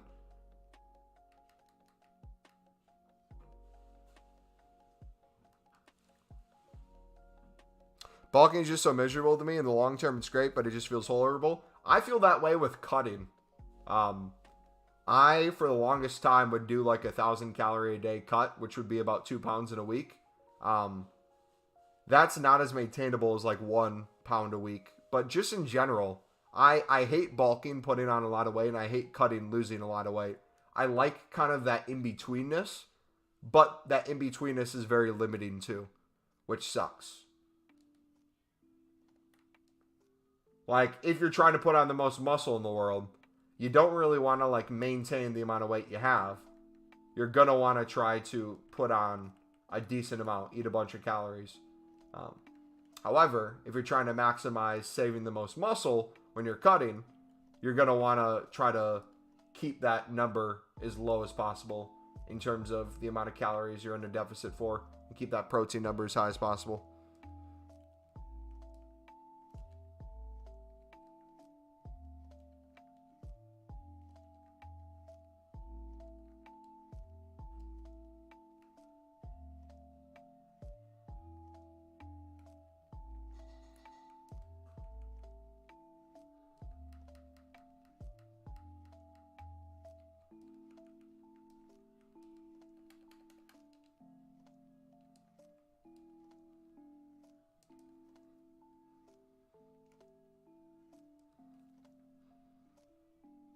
Used to think everyone in the park was a scout, so I'd start doing kick-ups in front of them.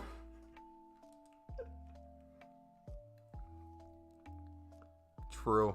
Played football from 6 to 18 years old, and since I stopped, I put on some muscle and weight. Now, then I play with friends, and I can really feel the weight on the knees. Yeah, dude, that's the thing that people don't prepare you for. Is not necessarily that the mental part of the game will be gone. Because if you played a sport for most of your life, like, I don't know how it works in the UK for a lot of you guys, but like in the United States, I did a couple different sports early on, baseball, basketball, and proper football. But like from the end of middle school towards the end of high school, it was all football. Like, that was my life, 24/7 travel tournaments, daily trainings when you didn't have trainings, doing your own workout program. Like, you lived and breathed this sport. It was all you thought about. It's all you studied. Your position, different positions, the teams you played. Your life was kind of consumed by it. It's very hard to kind of just turn that switch off And a lot of us will then look at different things to try to fulfill that. So a lot of people will dive into watching football then and wanting to continue to think they know like what the top level people are doing.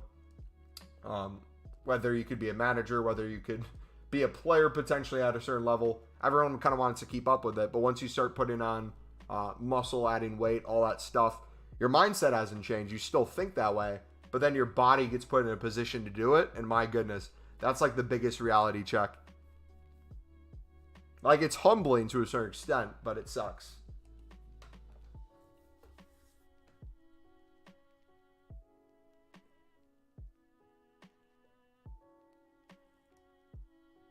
Like, in my head, I could still play a full 90 minutes because usually I would play a full 90 minutes at center back. But, like, now I make a couple runs in a pickup game or when we would do friendlies against our high school teams with the people who have graduated to keep them healthy and get them ready for the season. You'd be like 10 minutes in and you'd be completely out of breath.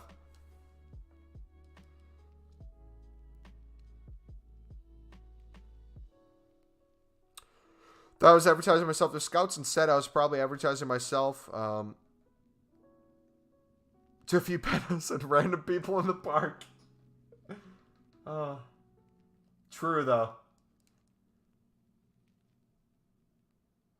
Very true.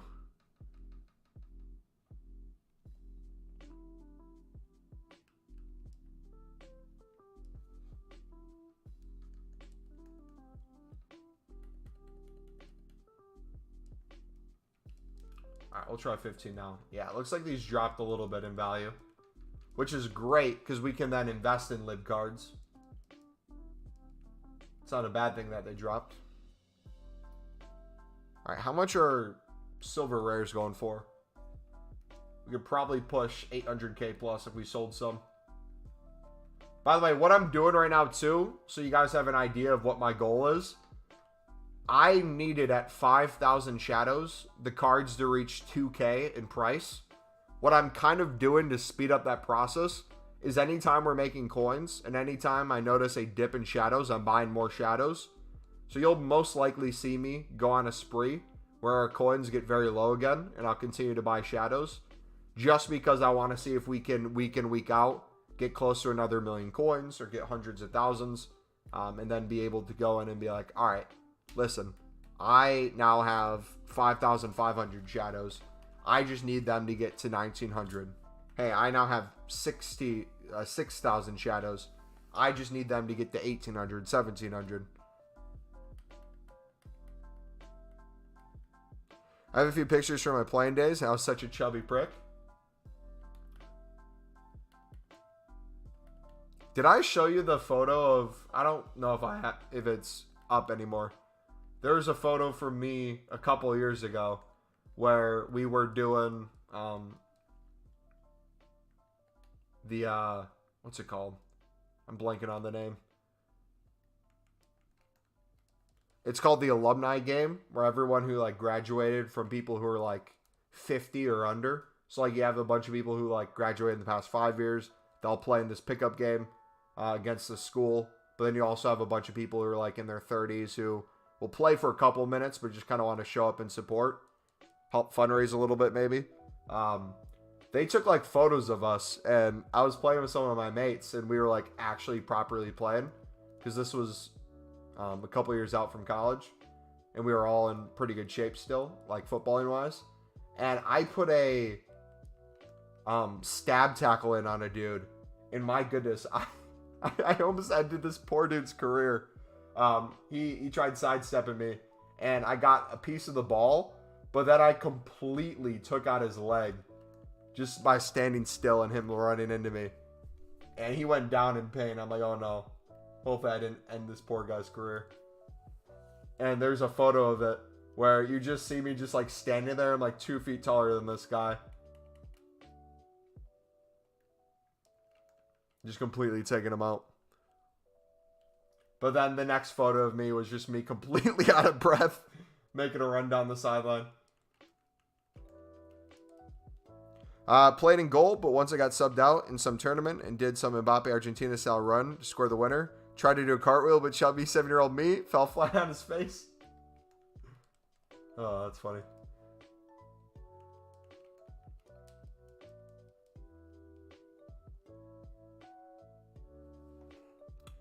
All right, are we to 10 yet?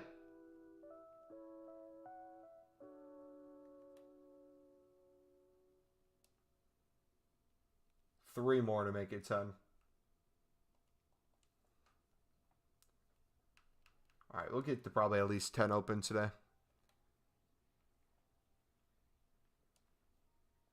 How close are we to this? The way this is probably going to work, I'll be able to get a few more walkouts today and some decent boards. I don't want to spend coins to try to finish this out, because we'll have what we need for the 85 team, basically. Once we get to the point of having the 86. Which means we could probably get it open tomorrow. And if I wanted to, depending on what the SBC is that comes out, if we get like player picks or something, I could put myself in a position where tonight, off the stream, we spend more time trading than grinding. And we just make a bunch of coins liquid, and then we justify using that to finish out one of these SBCs. That might be the move. If there's another untradeable special card that we're not going to use anymore that we could chuck in. That's also a possibility. Like the Lafont maybe. Tapsoba. Payet I feel like I'm never going to use again. But I also feel like I don't want to get rid of. Crouch is there. Mainan we could probably get rid of. Karsten. Oh, we actually might have enough.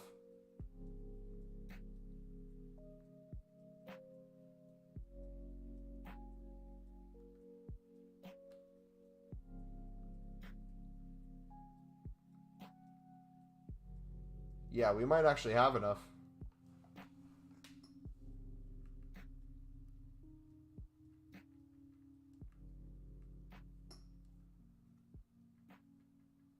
Thought you were going to 2-foot some grand for a sec?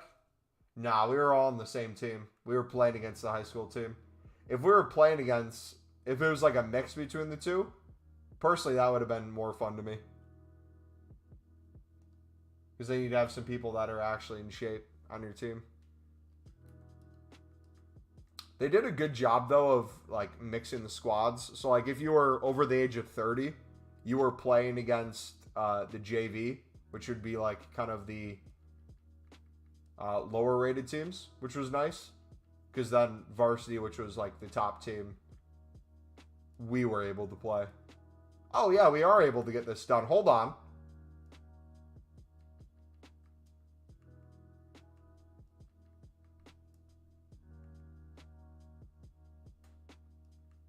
We might actually be able to get this done today, boys.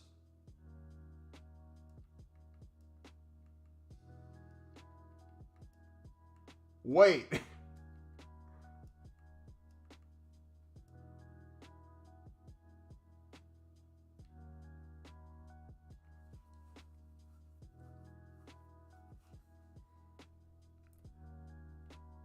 If we open this today, we could use it as the YouTube short and TikTok for tomorrow.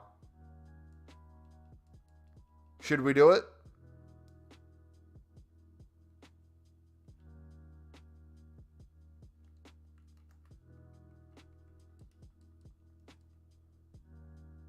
Pep learned the skill for me. My school have put me in charge of coaching primary kids, and they're almost beating the secondary B team. That's good. Our school always does this thing where they reach out to people who graduated from there to see if you want to coach the like lowest versions of the high school team for basically no pay. Which, like, for some people, maybe they wouldn't mind doing it and it'd be like a good idea. But, like, since we don't have a footballing culture in the United States, a lot of these people, like, just don't want to be there, or they don't care. There's no passion and there's no skill either. I would rather work for free for the highest level of the team I played on all 4 years and like help coach certain positions. Like the head coach isn't bad. He knows a decent bit about football, but he's not like the most skilled when it comes to defense.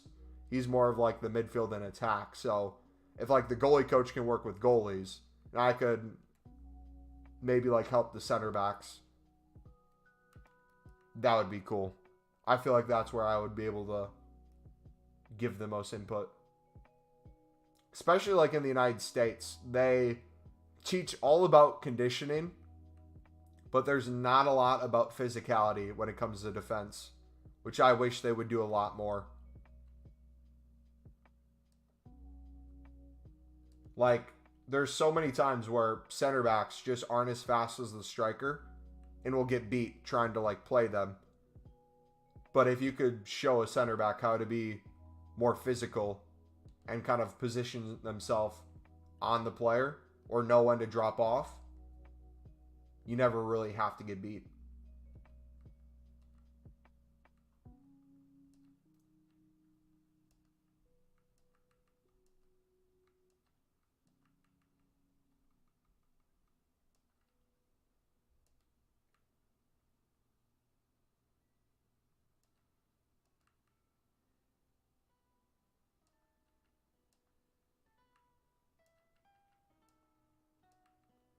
All right, I think we got it, boys. Should we open this right now? We'll keep Onan. We'll put Manan in. You guys ready for this? I feel like this is going to be a huge L. They couldn't get Gabal when they started. Waiting for the email from Ten Hag for a while. Not coming yet, though. Hey, it'll happen eventually. All right, I'm going to rip this, boys. Let's pause the music. Smack the like button if you haven't already. Let's see if we can hit 20 likes. I'm going to a 0 expectation, I guess. Realistically, I'd want one of the Brazilians. Obviously, like Dinho, R9, Pele. The question is, if I get a center back that's decent or more value than the SBC was worth, it's not really going to get into my team, and I'm going to feel bad for not being excited for it, and people are going to make fun of me for it. If I get a midfielder who is a pretty good icon midfielder, but not to the level of the midfield I already have, people are going to be upset with me. If it's a Roberto Carlos, people are going to get upset. Oh, man. I'm going to straight open it. We're not going to do like stat reveal. We're not going to do position. Let me just straight open it. All right, here, record. All right, dudes, we got the 90-plus icon pack. Let me know what you got in this. I'm going in with 0 expectations. Expect to get the worst. But if EA wants to give me something good, I would not turn them down, man. Come on. 90-plus.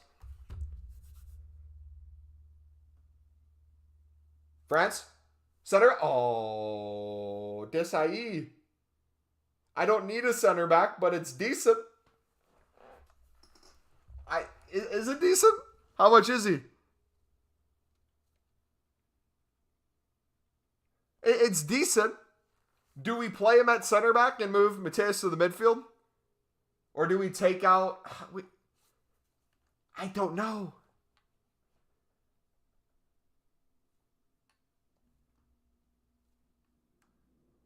Does he fit in?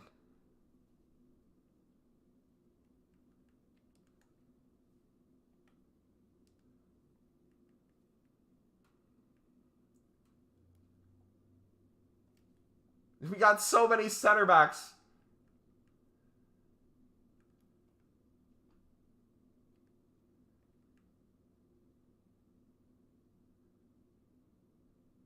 Like, I'd rather play Saliba than Desai. We could play him in the midfield, but the 66 passing and 3-star weak foot, not ideal.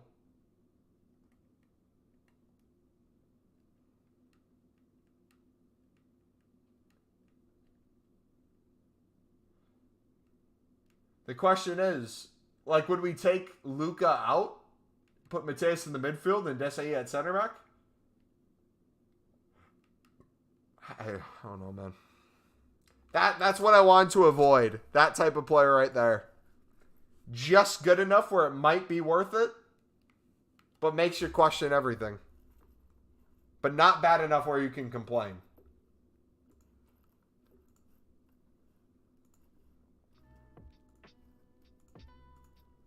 Well, anyways, we can work towards getting the second one done. We'll start collecting fodder for it, but we won't be able to really start doing much with it till like 5 days from now. Another thing we could do, instead of worrying specifically about getting untradeable fodder, we could work off a stream again, like we were talking about, making coins. And then through the making coins, we could always buy some of the bigger walkouts if we have a majority of the low-end walkouts or high-end boards. Just an idea. Alright, we gotta get Brahim done. I think that's my next card we're gonna do before that. Mesut we can do eventually. He's here for 20 days. But Brahim doesn't have a lot of time. Do the 83 first.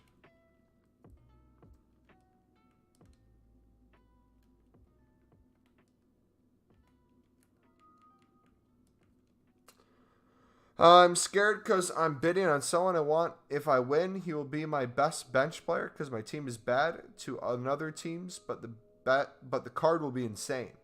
Taught one of the kids to keen tackle. Didn't realize at the time teaching autistic 8-year-old that snapping people's legs in game was good. He gets a lot of yellows.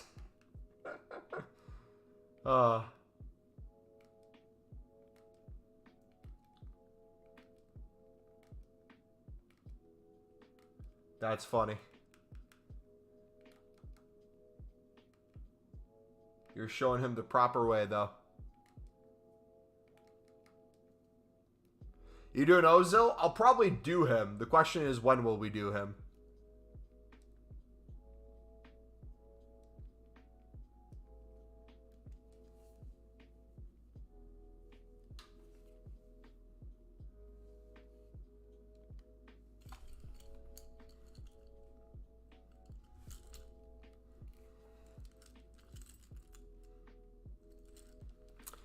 How about you? Are you guys doing Ozil? Again, it's another card that doesn't make my team, but I'd want to do. Which, we're going to get to that point in FIFA now where nothing makes my team, but I'll probably still do for fun, or we'll work towards the SBCs.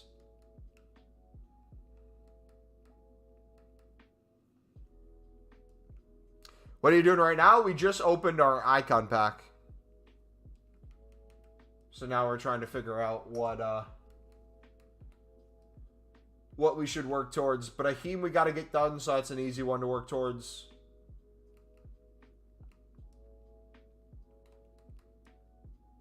I'm trying to get to the 10 of these made. I might just, you know,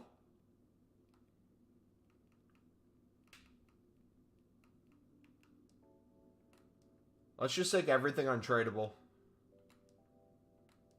and start submitting it to get to 10.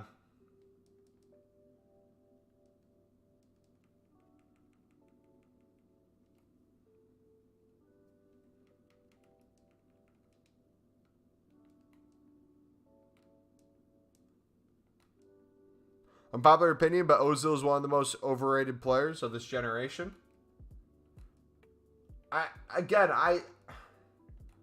I know what you're saying when you say that, like what you mean. But when I hear overrated, especially from you, in my head, I'm thinking you're completely going to discredit a player, which I don't think you're doing. What, nation-wise and club-wise, give a reason why. Because we're talking his time at Arsenal, we're talking his time at Real Madrid, what he's accomplished, and with Germany. If Have you made a video on how to grind the 90 plus?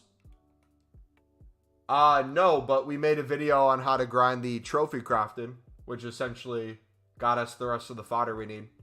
So if you guys want to watch that one, it's the newest video on the channel. It's also pinned in chat.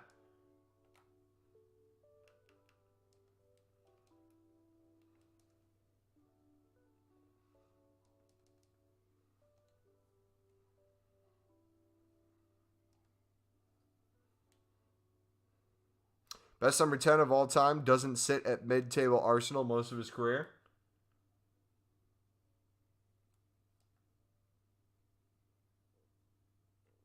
Okay, what do you even need to do for us? Score 5 finesse shots.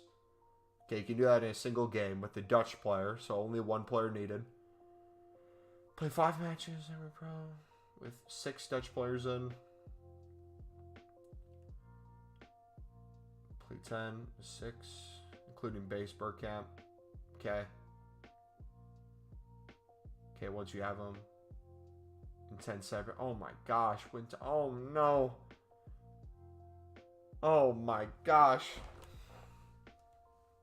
What are those challenges? The 2 times 80 PP has been paid out for me. Do you mean the upgrade? There's no player pick out.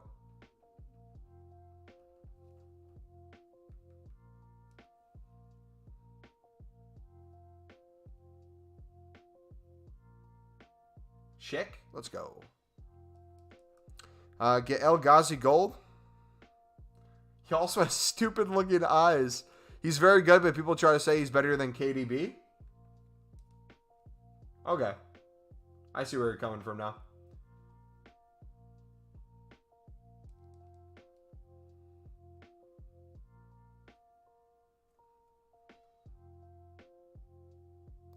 Oh yeah, these are paying out currently.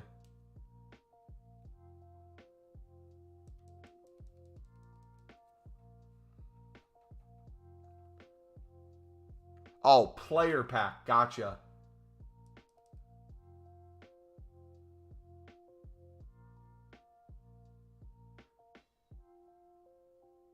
Has anyone packed a icon in this promo yet? Here's Clash, just wasted potential like always.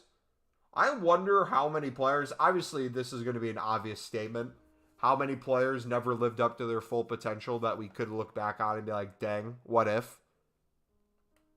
But like, that's crazy to think. What could change a player from a failed career to a really good career? How little it might actually take. Or like how a potential move to a different club either made or break someone's career. Or staying at a club made or break someone's career. He also has a Ronaldo Messi type set of fanboys who just come out of the shadows randomly whenever you say something bad about him. I love those kind of audiences though. Some have the most random fan bases though. Ozil makes sense. I'm trying to think of the craziest one I saw. I think it's the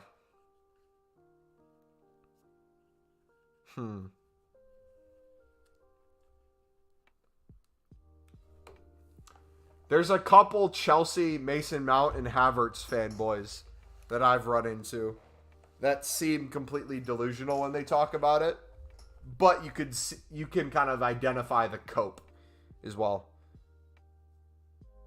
Look at Xavi Simons, he was terrible at PSG and Barca. Now he's amazing at PSV. Yeah, he's one of the ones that I was extremely happy to see make a move and it pay out for him. Greenwood was amazing, to be honest. To be fair, such a young age, being that control of the game. I'm curious to see what the plan is next year for him then, if he's staying at the club. Trying to craft 89 squad for Nkuku. Any tips for getting nice fodder? Yep. Oh, Wolf, if you want to use the trophy crafting upgrade, it's the pin video in chat. How much you want to do it depends on time and allotment, but you can basically do it 7 times a day very easily.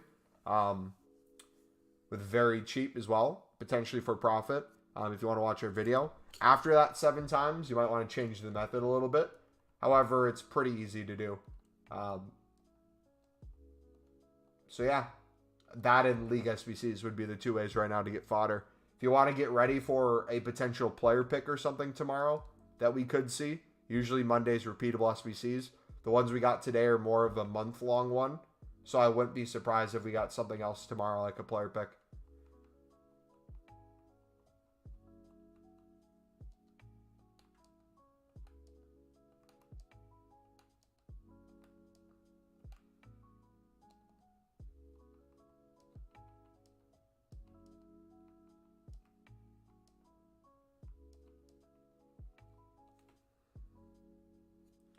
Havertz fanboys are crazy. He's generally terrible.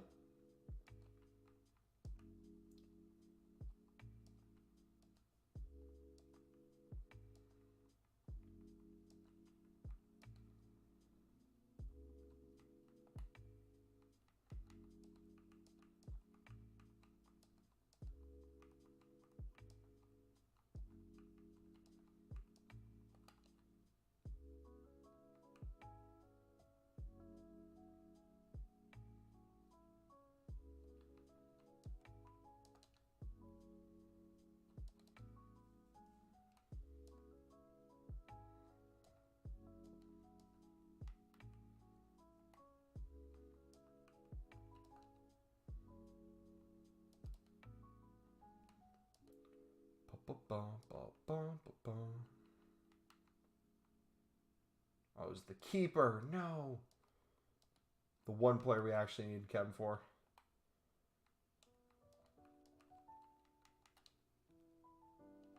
Alright. Do we have...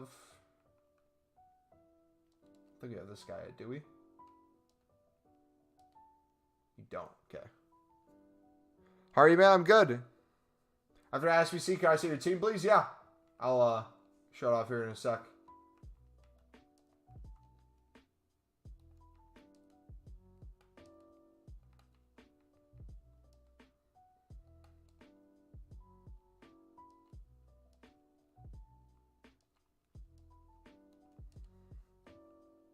Long time? I've been good, man. How about you?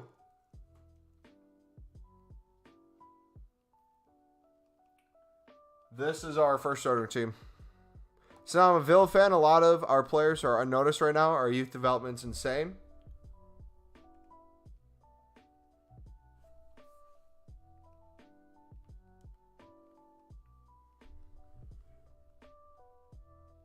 Pogba and Ozil made the wrong career choices, moving to United and Arsenal, where both clubs weren't serious. I can see that, yeah. I don't say I can blame United with Pogba. He put no effort in. Should have put less effort into witchcraft and more into football.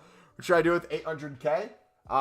Silver libs right now are starting to drop in buy now because the bronze libs are dropping in buy now because of the 7 times a day silver ones that people are getting, the 2 tradable bronze player packs. You know, the new SBC that came out today.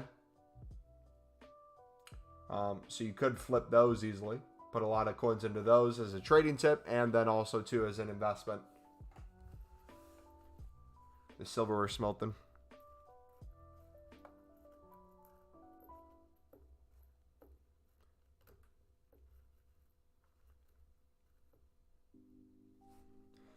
Same left center mid. Damn.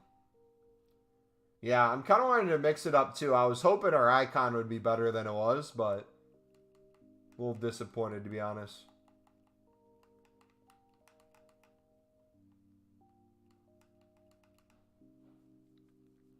Not much you can really do at this point. And United essentially excluded him. It's not United's fault. Pogba can't perform. Hasn't stopped Bruno, Eriksen, Martinez, Varane, and all our other good signings from performance. So why does Pogba get the excuse?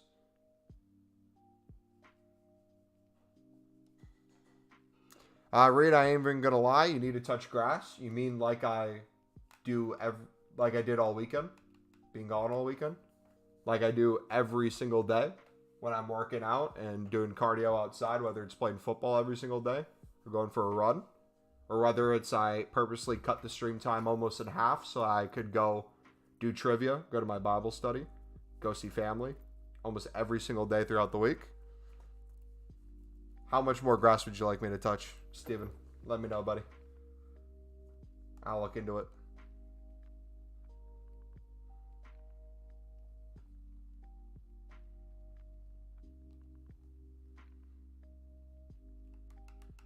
His chat's just talking to each other like they're at a meeting.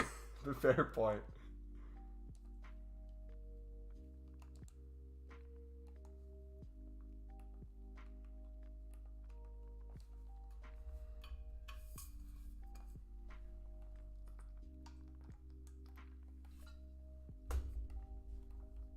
Yeah, Martinez has been playing fantastic. How tall is Martinez? I know people talk about his height, but how tall is he actually?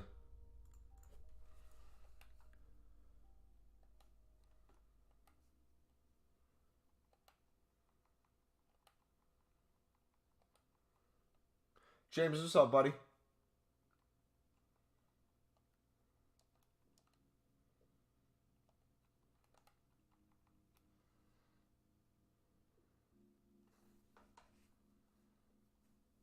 So he was let down by Arsenal more than he let them down. 19 assists in a season, and the only signing they made was Adrian Czech. 5 milestones of grass touching for me regularly, but that's because I play FIFA 34-12.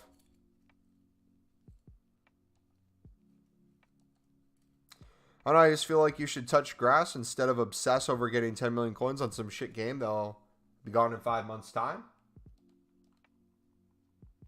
Oh, okay. Thank you for the input. I will consider it.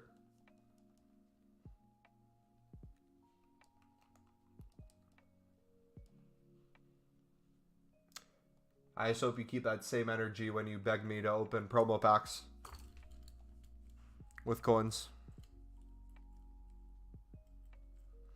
All the goals we concede come from one-off performances when the whole team destroys himself.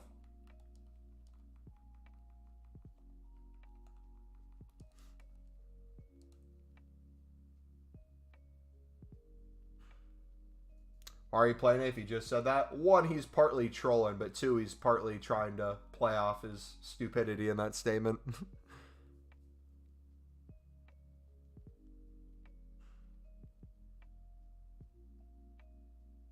That is Steven in a nutshell. I'm not sure what's wrong. My other account is muted from chat for some reason. Been like that for a week. Ahmad said I got timed out, but you said I didn't. What is the account name, Ghost?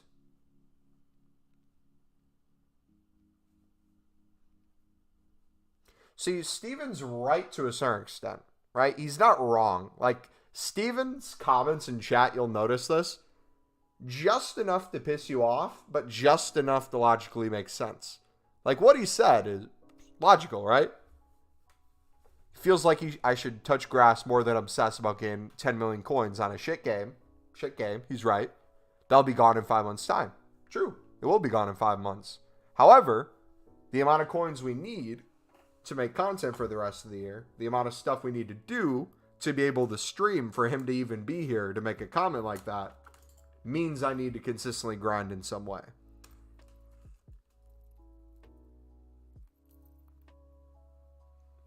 So basically, I'm the smartest person here. Well, the question is, you might be the stupidest person here, because if it's not worth my time to do this, if I shouldn't care if I should go to touch grass because this game is stupid and what I'm doing is dumb, why would you watch all that? Wouldn't that make it worse on your end? Wouldn't you be wasting even more time? If you're watching someone do all this stuff that you just said is a bad thing?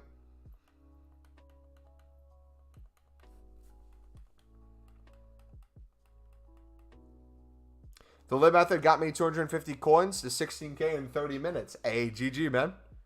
I'm not going to lie, if Manny and I didn't have Rashford at least, been informed, they'd be in trouble.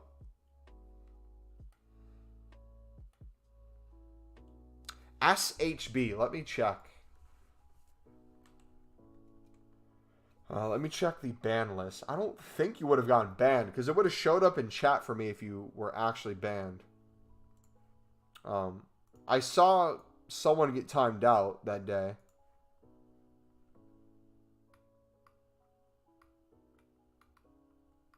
Hidden user list. Oh, this will be fun.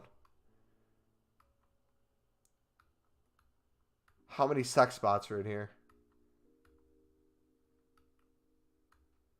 Barney. Lee Murph.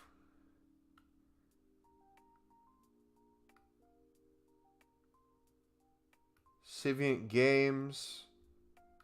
Pedro. Ketamine Dog. Sorry, but you're going offline.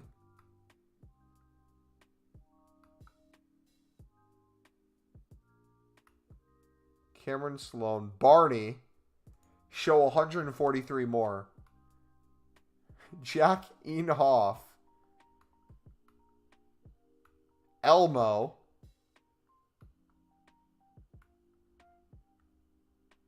Wait, was Footmaster actually banned? Was that why he wasn't typing this whole time? Hold on. A duplicate Pastor Fred.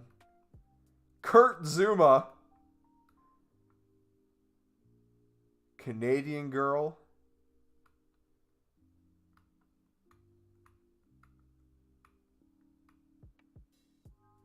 Ferris.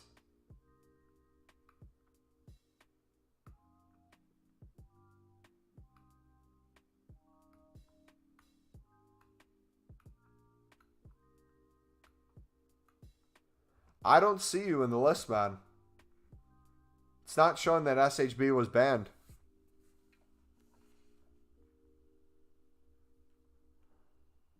So many trolls getting shoutouts. Yeah, Holland's bicycle... Dude, Holland's bicycle kick is like two things. One, it's crazy that someone can consistently score goals like that in a season. Not like every goal's like that, obviously, which I'll get to in a minute. But, like, can do something to that caliber and be seen as, like, a normal act for Holland. But at the same time, score a million tap-ins, be in the right place. Literally just be the definition of a clinical finisher. Like, it's crazy. Every goal is a tap-in. Isn't that a good thing, though? I guess.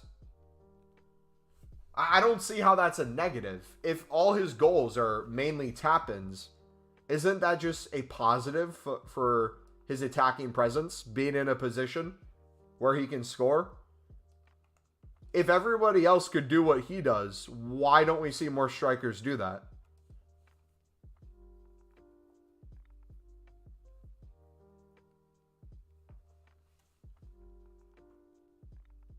I just can't send messages. It shows for me, but not everyone else. That's weird. It should. I don't know what the issue is. I'll look through the list again later tonight to see if I missed something, but it shouldn't have. It should be good. Mumbo, how did Liverpool draw from a 2-0 lead? I did not watch the game, so I have no idea.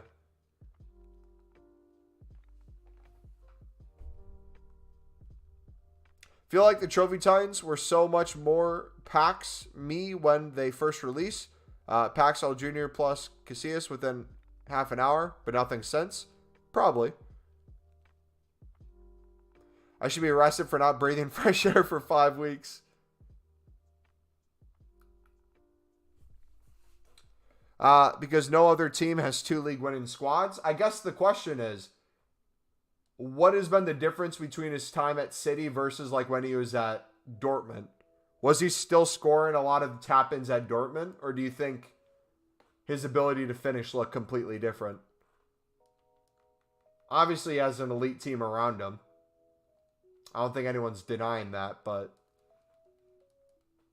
I don't think that's a disadvantage to him at all.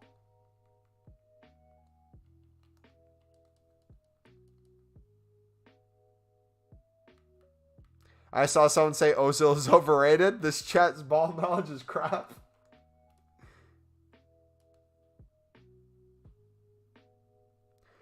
Do you think he makes them slightly worse over a 38-game season? Holland off day and they get worse when before you had to hope 8 different players had an off day to win? Differences in Dortmund, they weren't all tap-ins. In City, you could score some of the goals he did. Okay.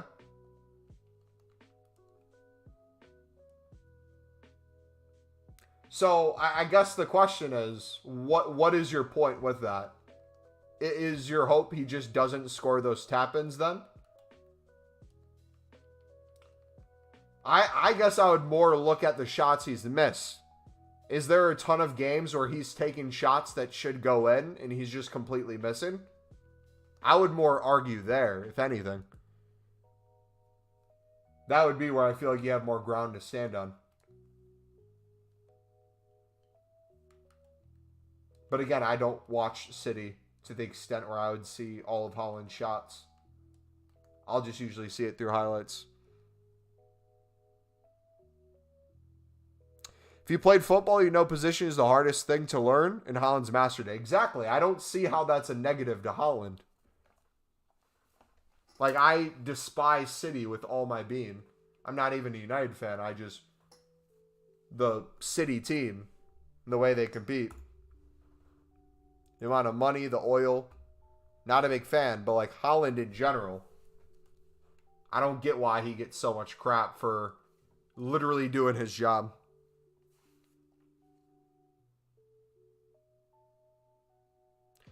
He had the same stats at every club he's been at. City don't even use the other half of his game, which is his pace. Yeah, so one could make the argument he's not even living up to his full potential because City won't allow him to, right? Doesn't that make it even more impressive that he's able to adapt his game to fit the City system rather than play the way he's known for playing?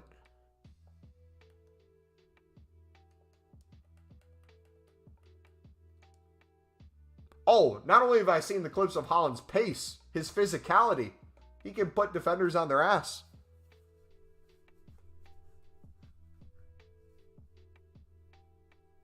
My hope is someone absolutely mills into his leg and he gets a career-ending injury to show the fans money doesn't always make a good team.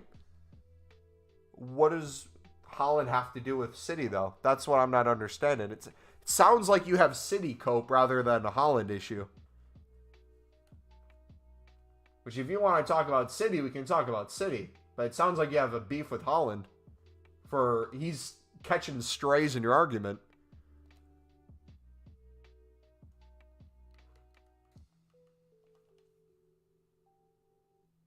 Most footballers who lost their pace, like Ronaldo, Lewa, Benzema, have gone to improve their position to stay at a high level. Haaland got his pace and positioning, which is rare to see in number 9.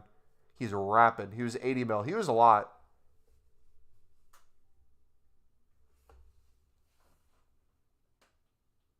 I hate Haaland because oh yeah. Now it makes sense. The Roy Keane's coming in. I should have known that. My bad. Now your delusion makes a lot more sense.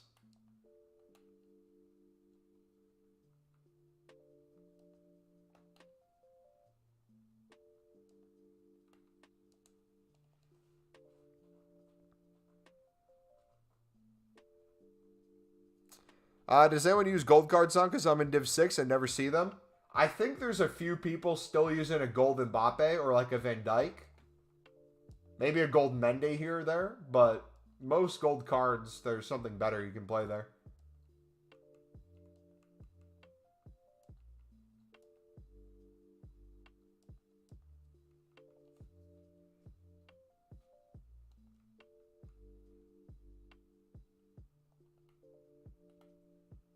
Thiago Silva's also shite. Okay.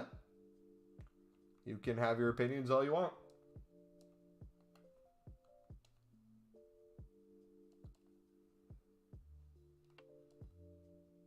Talk about Chelsea. How are they so terrible? What do you guys think the biggest... Oh, who did we already have? Oh, the goalkeeper. What was I going to say? What do you guys think Chelsea's biggest problem is this season? They've spent so much money. They've gone through so many different managers. They have so much talent at the club. What do you guys think their biggest issue is?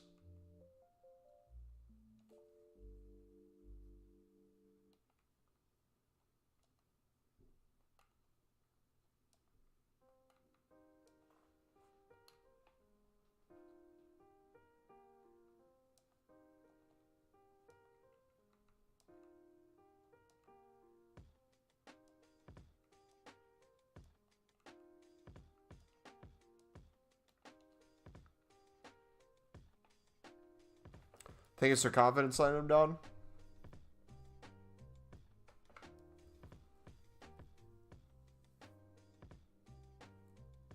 Do you want to see Barca get shitted on by Madrid a few nights ago? Yeah, I saw the highlights. That was crazy. The actual fee for Haaland is more like 150. His agents in the contract was mental. Thiago Silva was the second best center back of the 2010 decades. I think I agree with that statement. I think Ramos has him beat, but he is definitely in the top 5. Bad attitude, poor morale, bad consistency.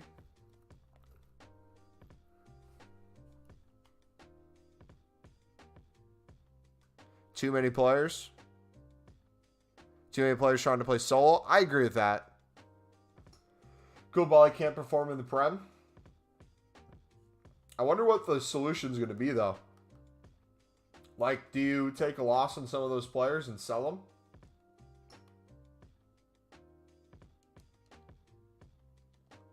You buy into even more players? Like, what do you do? Try to take what you have and make it work? You know what the funny thing is? Watch Chelsea beat Real Madrid. Just out of nowhere, watch that just happen. With how poor form they're in. How down and out they are. Watch them do it.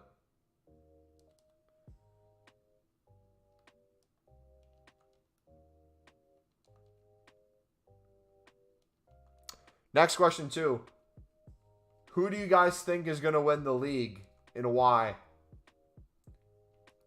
I would like to see Arsenal, but I think City's going to win. I think they're going to get caught. Arsenal's going to get caught.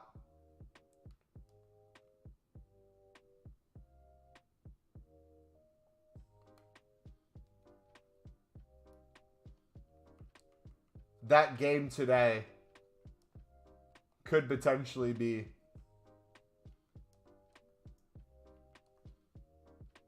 season ending.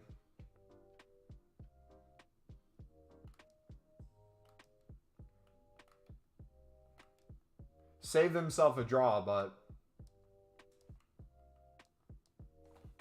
what's the schedule looking like, I guess? 5-point lead? I don't think they have a 5-point lead. It's a 6-point lead with City a game behind. So if City wins the next one, they're equal on games and 3 points behind Arsenal.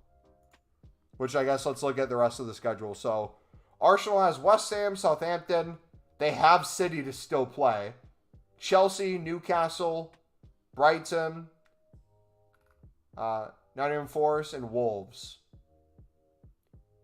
So they could lose to City. Potentially drop points to Newcastle. Brighton, they might drop points to potentially. I don't know. They have a pretty hit or miss end of the schedule. What does City have?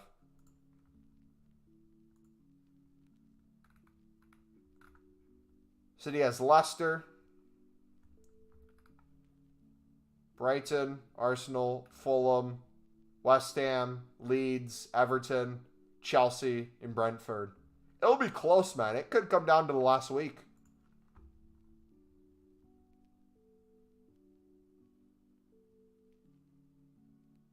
Well, was Saliba still out, right?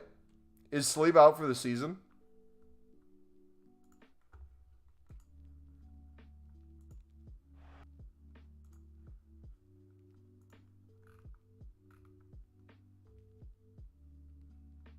Who'd you have? Gabriel and Holding? Zinchenko, White, Odegaard, Thomas.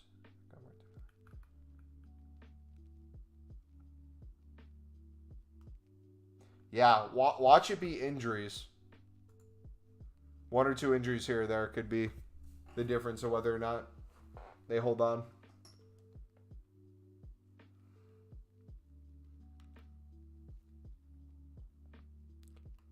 I hope that goes down to the final week because that would be awesome to watch. But I'm really excited for the relegation battle at the end of the season. I think that also, too, will go down to the final week. Southampton looks like they have no hope of going back up. I don't know how they would turn it around.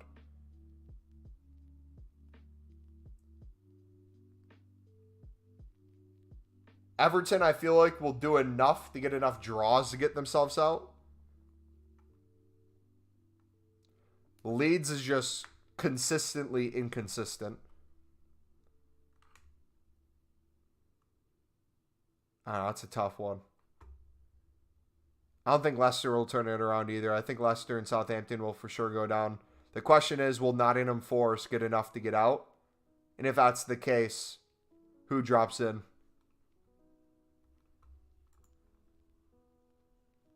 It literally could be anyone.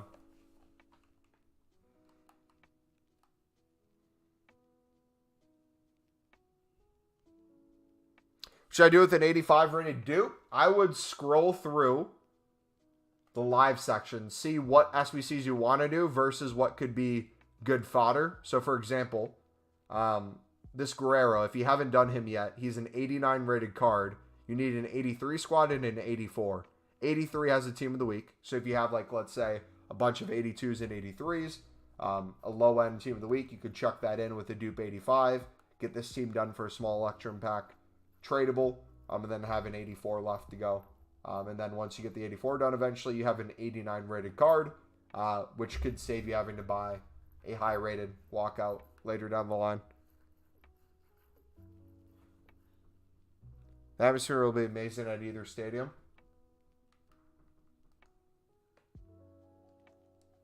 He hasn't upgraded the last I checked, and I checked about 20 minutes ago. I'll check again, though.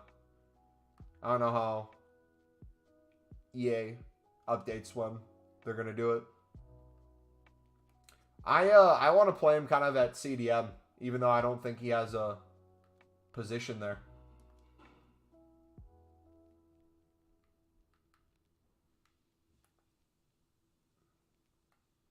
Yeah, 5-star, 89 rated, he would be.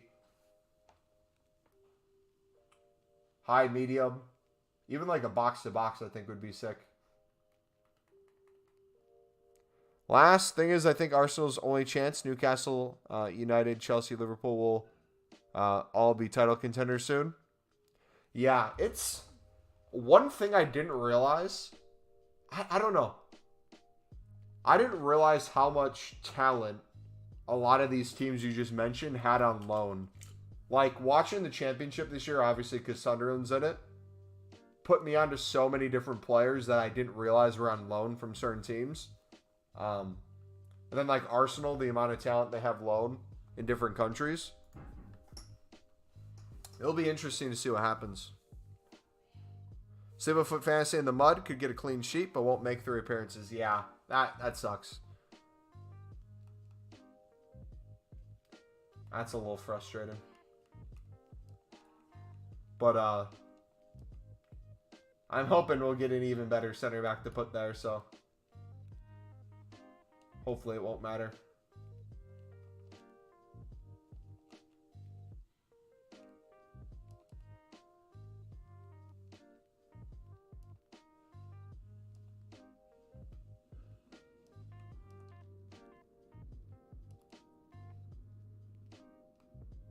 All those clubs other than Liverpool will have way more investment as well.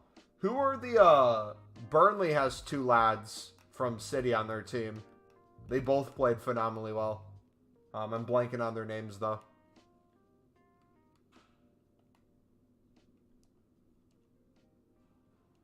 The issue with a team like City, though, even if, like, loanies do really well, how many of them actually fit kind of like the system that Pep is going for? Like, will most of them just be bought by other clubs? Is that the goal? And they just make money off of them?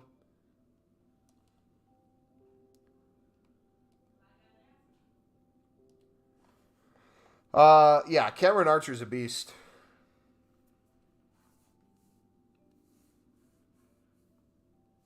Do you think we get another premium Electrum this week? We could. Since they already did it twice, I wouldn't be surprised if we got it again.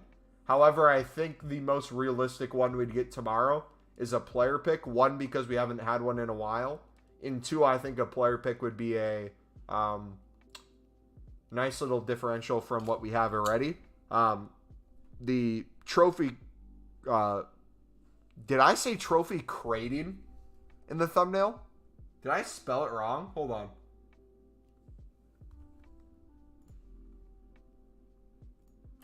Trophy crafting. Jeez. Hopefully that didn't affect SEO too much. What was I saying? Sorry. A player pick would be nice because, one, it gives us the ability to go unlimited unassigned. Two, it's a nice little mix from what we already have. The trophy crafting upgrade is a glorified 80+ double. It's something we've seen already before EA bring out. It's great value for something to grind for a full month. The issue is, though, since they brought it out, what is their plan with the other SBCs? I would like to see something better than that if they're going to have that be out for a month. Like if we're going to get another double upgrade, what's it going to be? Or if it's a single upgrade, what is it? So the premium Electrum so I can buy libs for $250 again. Libs are dropping right now, buddy, because of the packs that are out currently. Not as much as they did before, but you can get libs on steep discount and flip them. Also is a good investment.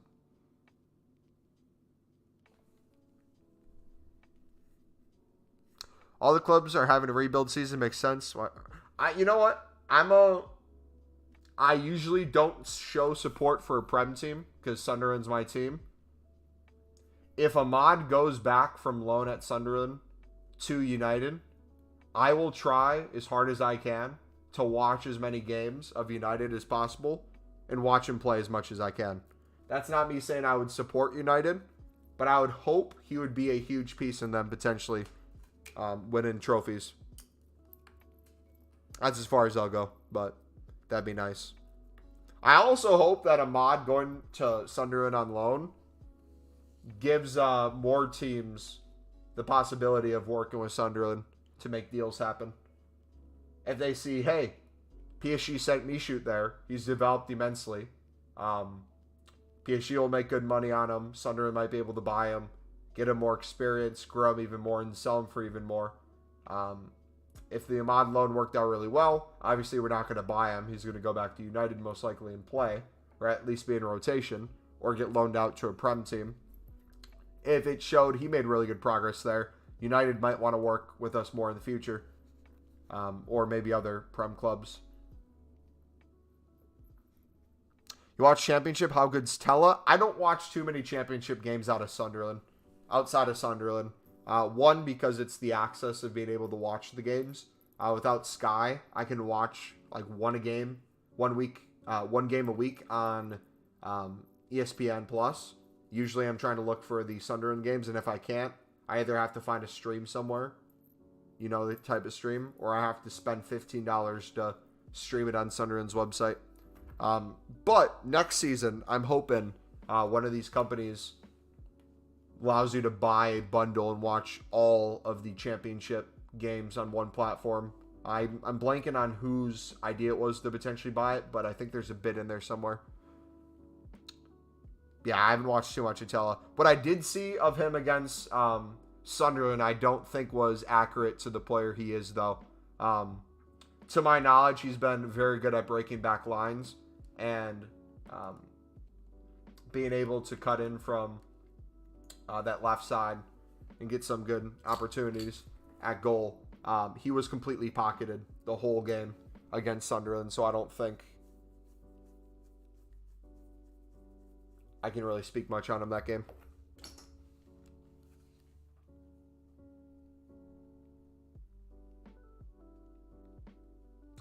The dude on I'm blanking on his name. Shoot, I'm so bad with names, as you guys already know. Coventry striker. I would like to see him make a move. Joikers, or however you say it. Victor. He's a Swedish striker. He's like 6'2", big body, has pace to him.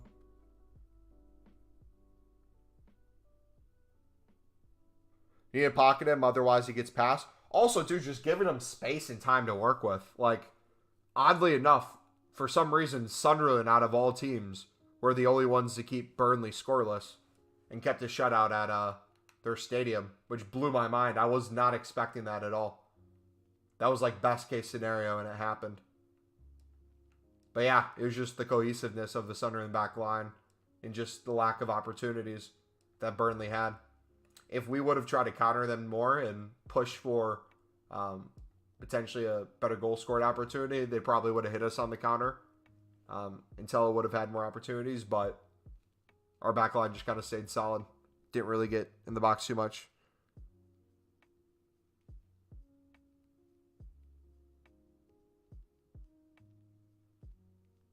But Coventry's team is classic British ball, massive players, and British tackles. Yeah, and there's part of the championship too where it's like, I don't know. I feel like what's difficult about the championship is it's a mix of proper football, players on loan, lots of talent, lots of young lads stepping up, and you see teams develop throughout a season. Then you also have the teams that are newly promoted from League One, don't really have a lot of resources, maybe have some low-end loans, a lot of like the older, reliable championship players that get sent around club to club, year in, year out, who aren't extremely talented, but will just get the job done, do the bare minimum, play balls over the top, crap passes, won't do anything super exciting, very boring, might keep you a shutout, but not get plenty of chances either. It's hard to go from that sort of game to then the next game just getting your crap absolutely running by a team in fantastic form who has millions upon millions of dollars more than you and 5 more loans of quality talent. Like, there's a huge, huge, huge money gap between the teams that get relegated from the Prem and play a season in the championship versus the ones that were either consistently in the championship or just got promoted.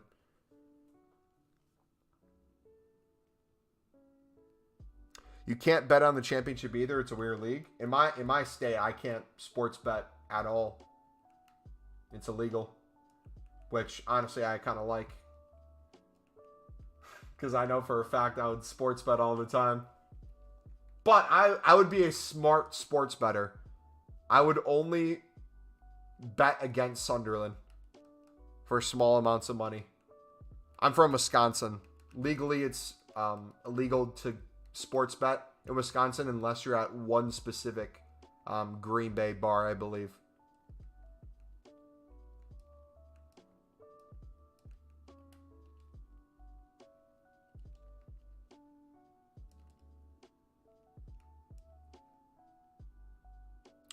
Must be hard for the non-league teams facing Wrexham. Well, Wrexham actually might not get automatically promoted. There's a team with the same amount of points as them, and it looks like they might actually be going up. Are you saying they're cheats because of the influx of money they have, that it's unfair to the other non-league teams? Crazy coins with Pizzini right now. Each one I flip pays for a gold common for the trophy craft. Yeah, I know. That's a fantastic way of looking at it. I really like that you're using that perspective, because that's literally how you can view a lot of these things.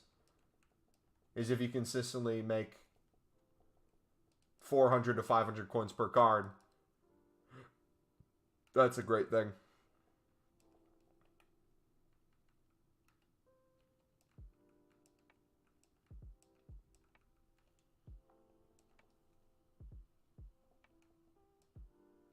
Yeah, Wrexham are honestly fair to face. All support and money. Being drilled in the club is horrible. I agree with you guys, and I also disagree. I think, and let me know if this makes sense or you would critique this. I think the idea of more resources getting put further down into the English pyramid will only give more opportunities and more pay to a lot of these people who maybe can't do it for a full-time job because of the amount of resources available. However, any of time a single club in a single league has that much of an influx, it is always going to be, to a certain extent, unfair. The same way you would look at the influx of oil money to top clubs in top leagues as unfair compared to the rest. The question is this going to be a thing that at some point will equal out and more investment will go into other teams as well? I don't know. That's the thing. Like, if you would tell me 5 years from now, non-league football, every team would have infinitely more funding than they do now, I think that'd be a better position than it currently is. However, that's difficult to see a pathway to that.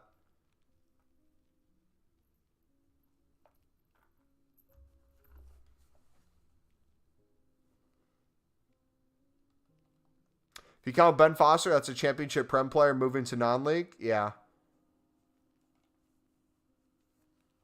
Yeah, but the amount of money football's costing.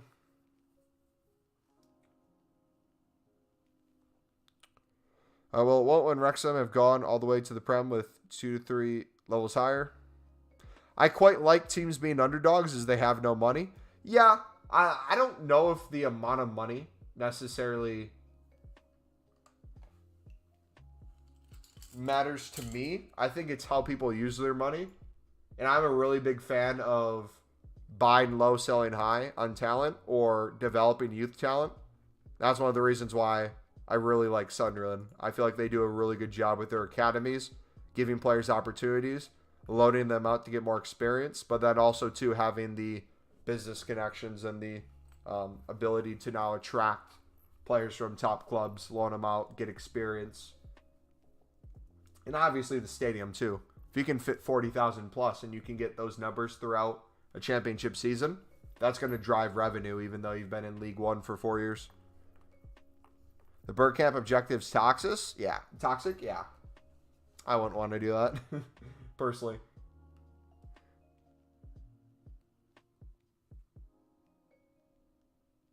The thing is with Wrexham, gets made to be some fairy tale story. Oh, no. That's what I disagree with, too. I do not like the fact that that's the mindset either.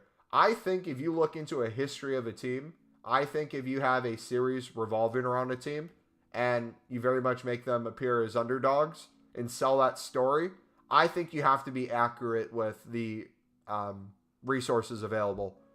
Like, if you watch Sunderland Until I Die, one of the things about Sunderland Until I Die that I liked was how much they talked about the money trouble.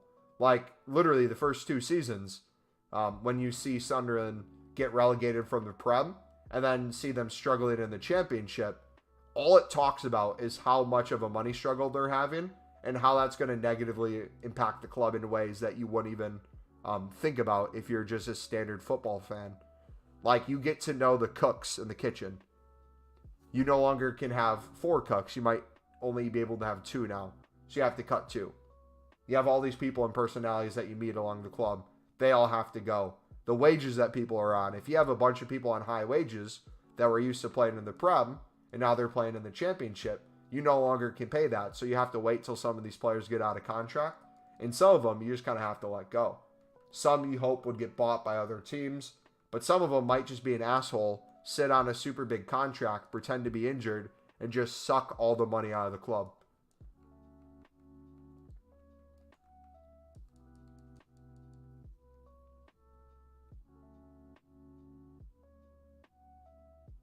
Sanders is very good, to be fair, but the media treat it different than it actually is. Yeah. It's like, the way I view Wrexham is if you did a career mode and you turned on like the money influx option. Where it's like if you're in the Prem, it's like, oh, how many hundreds of millions extra would you like? And you just build your dream team.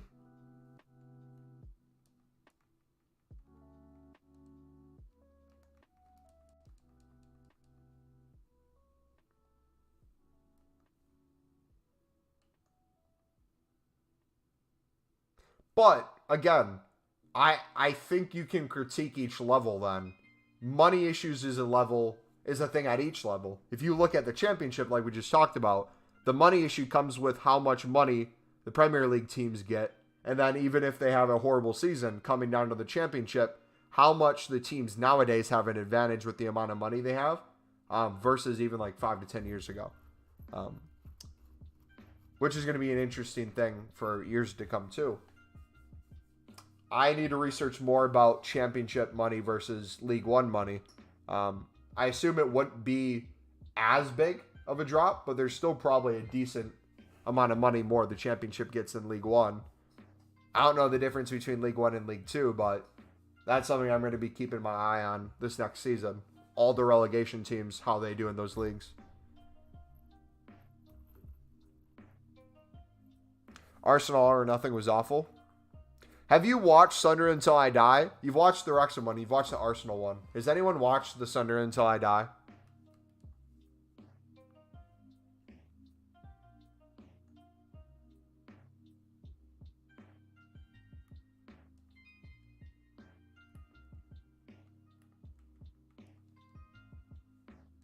Yeah, you did.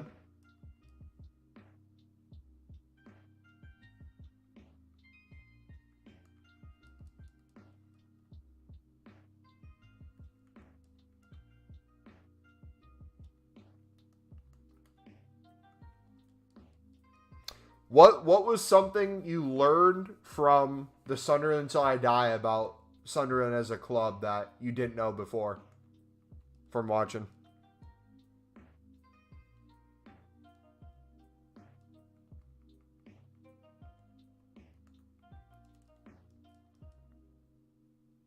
How shit you are. Fair play. Fair enough. I kind of walked into that one. Not gonna lie.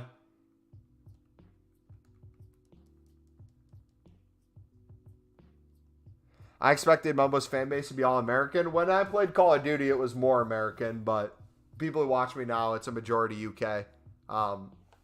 So you'll see, like, as the streams go on, the later it gets, the more UK people go to bed, and you'll get the more American audience, or the people who are degenerates with no sleep schedule start coming out.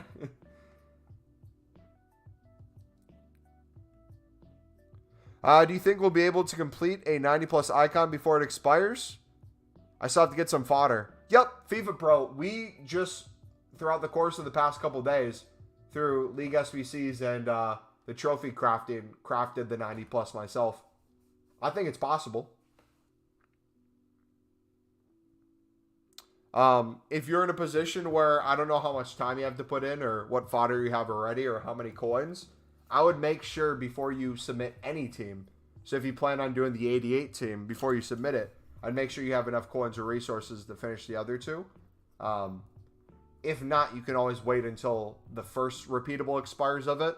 And then once it's left for those final couple days, you can then put the cards in. Right now, we have a few trading tips that are making really good coins. If you want to look at our newest video from today, how to grind the trophy craft and upgrade, we talk about a few in there. I did crating in that one too. Dude, what is wrong with me? How? Wait, did I spell it wrong in the video as well? No. I did. I spelled it wrong in the video.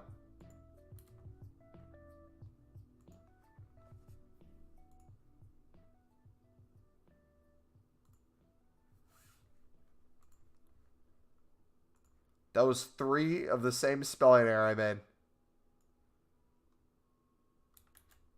But in this video, we talk about some trading tips you can do throughout. One of them towards the end that I'm really enjoying. But then on stream, we've been talking about just how good the gold lid method is. If you don't know about the gold lid method, we're making about 500 coins per card. That's in the description as well.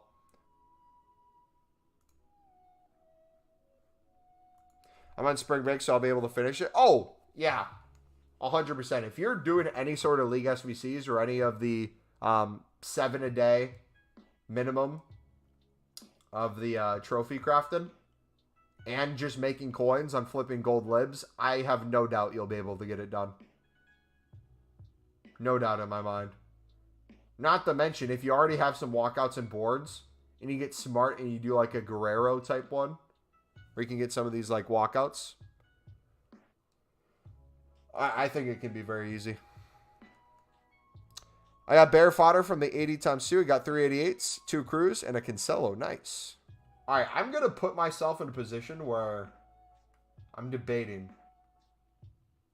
Since I'm kind of wrapping up the League SBC grind for the day, let me do one more walkthrough. And then I'm going to make the decision whether or not, let's do this instead. Let's do a couple more of the trophy crafting. We did 10 plus today already. We'll for sure get them done to the 100 by the end of it. No doubt in my mind. Let's do tradable and untradeable this time. Let's put in everyone we can.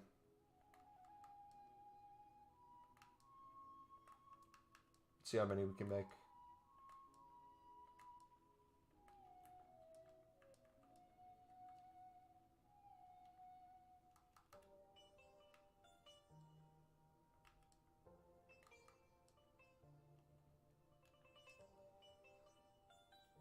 You stream daily? Yep. We so Monday through Friday. A lot of you guys live in the UK, so it might seem late when we stream. I work in the United States, so when I'm done with my work days, when I go live, which is 4 hours after new content for UK people, that's 10 p.m. UK, I believe, because it's 4 p.m. for me, and you guys are 6 hours ahead of me. So if you have the notifications on or you join the Discord, we always put them on in there too. We'll be live for a couple hours each day throughout the week. And then on weekends, it's usually live earlier if we're home. This weekend was Easter, so I was visiting family. But this next weekend, you'll see on Saturday and Sunday, we're usually live closer to new content. But we have kind of no set schedule that day.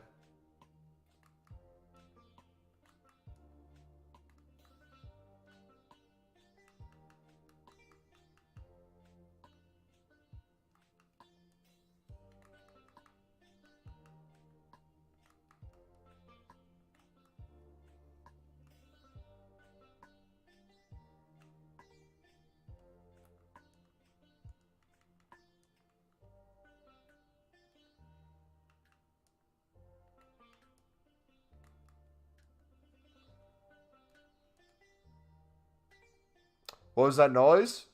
What noise? Did I make a noise?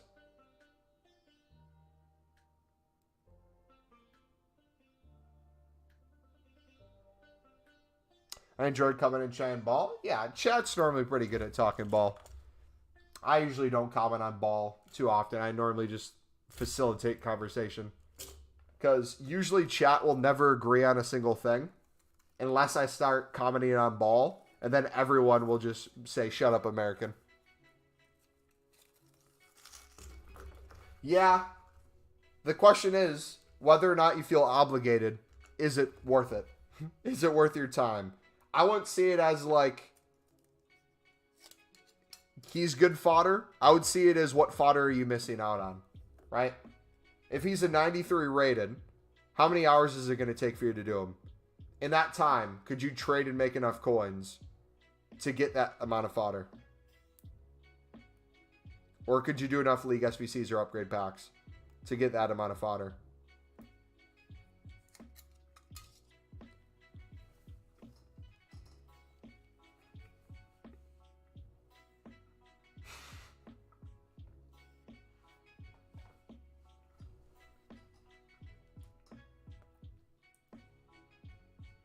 Rain to complain? Yeah, I you guys don't like when I talk about the national team. Fair enough. You don't like when you talk about the England national team either. I feel like people like club a lot more.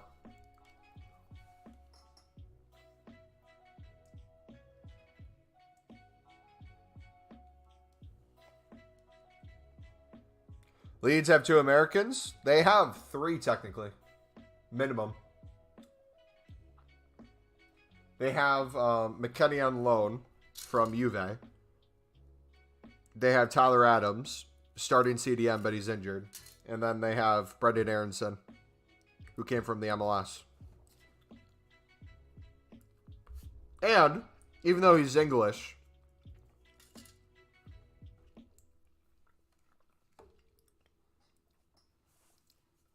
you have Jack, who played in America in college and then went to Leeds.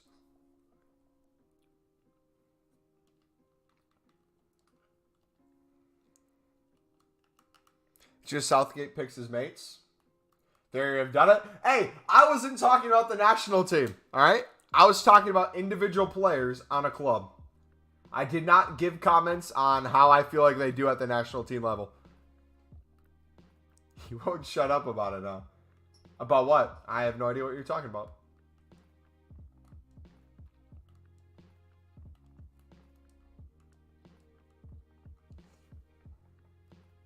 How many have you done? I think 12. We've done a ton, and we're going to do a lot tomorrow as well.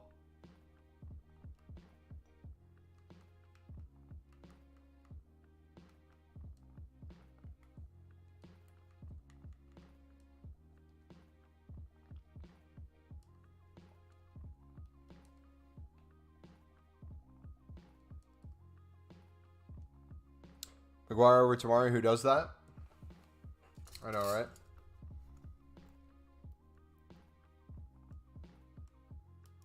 But then it leads on how well they will do at the World Cup. Okay. You don't want me to comment, so I'm not going to say it. Unless you give me permission right now. I will clarify what my stance is.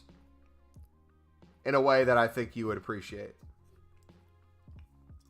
To show actual realization of the United States. Fuck no. Okay, good.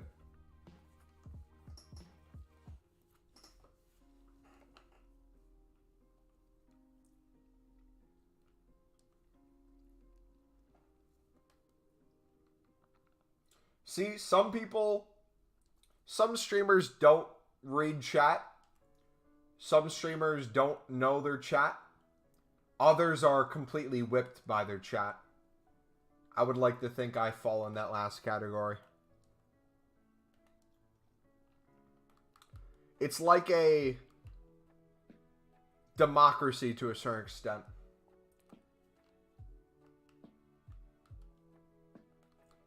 Unless I have something to say about it, that I'll be a complete dictator for a little bit. Depends on my mood. I had an ad. What did I miss? Just complimented you.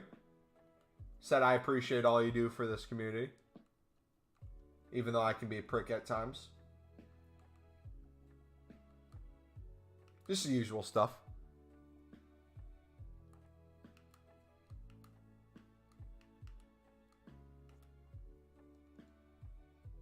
Oh, also mentioned you have absolutely zero ball knowledge.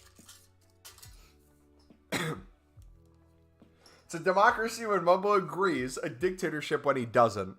It's a balance. It's most of the time, if I'm doing what chat enjoys, which is kind of the content we already do, because for the most part, people who watch you watch for the stuff you're doing and like you as a person. If I'm doing that stuff, if I'm true to myself, it's pretty easy flowing.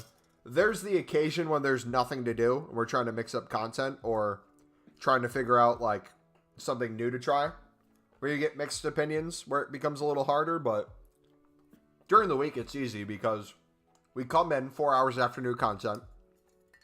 So I already see what it is. I already have a game plan of what to do. I might have some packs saved.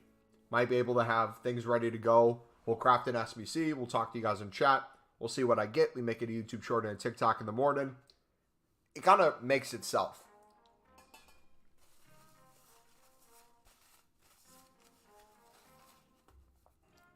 I do not know when weekly resets. Is it Monday, you're saying? I need to update my value, though. Went up a little bit, but another mil.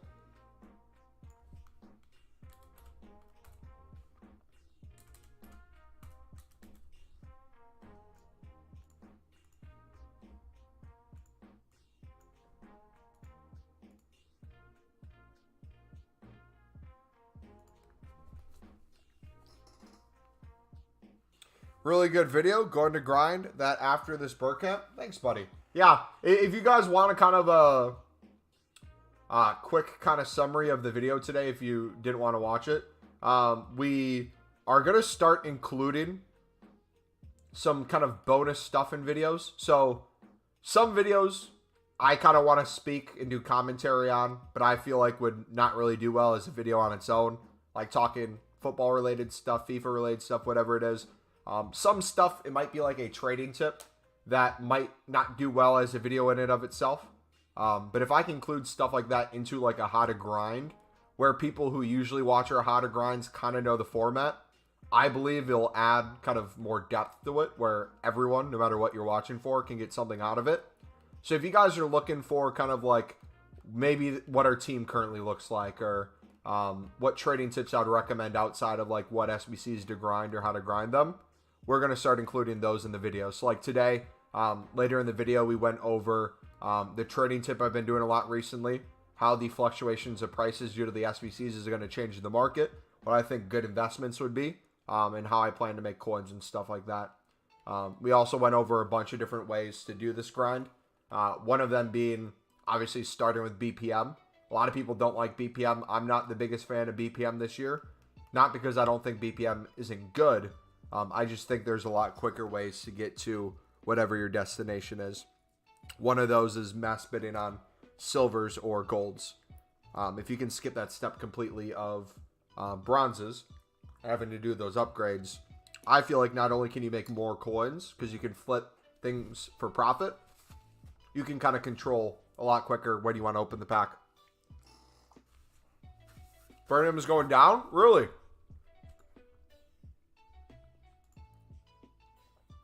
Is Burnley playing right now?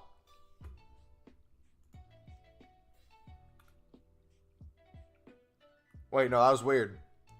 Why did it show the Burnley game was live on my screen? No, Burnley won 2-1, so they're automatically promoted now.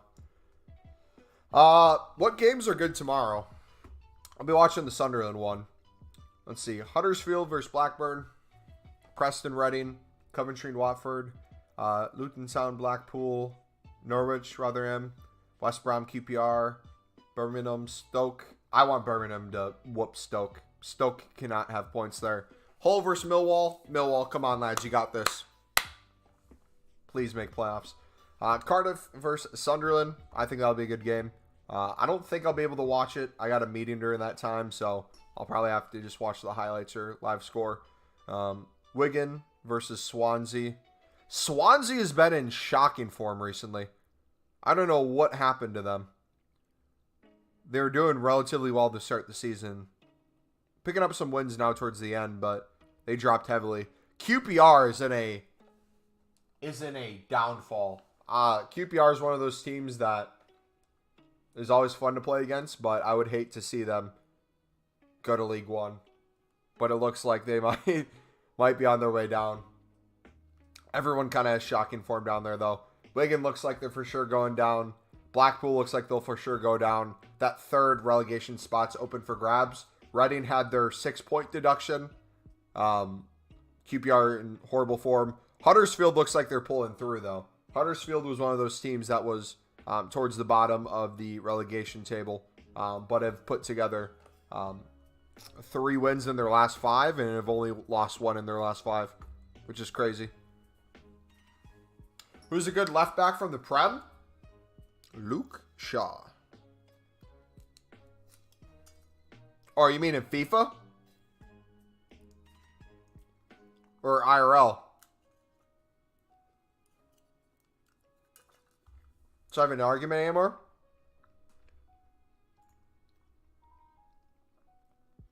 They're not going down, though.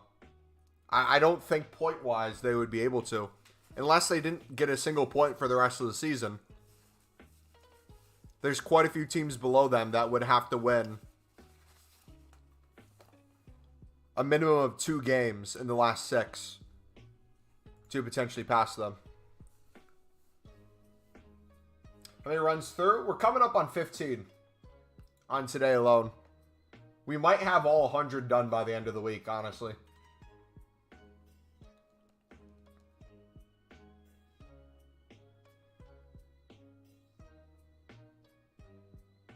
Cancelo.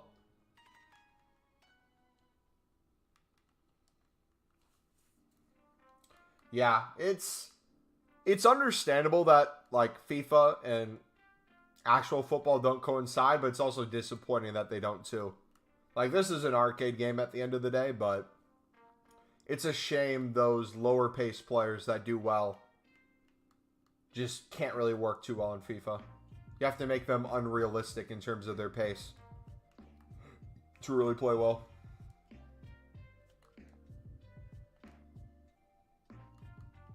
Or I hate the fact that, like, heroes and icons, the worst versions of them are already worse than most basic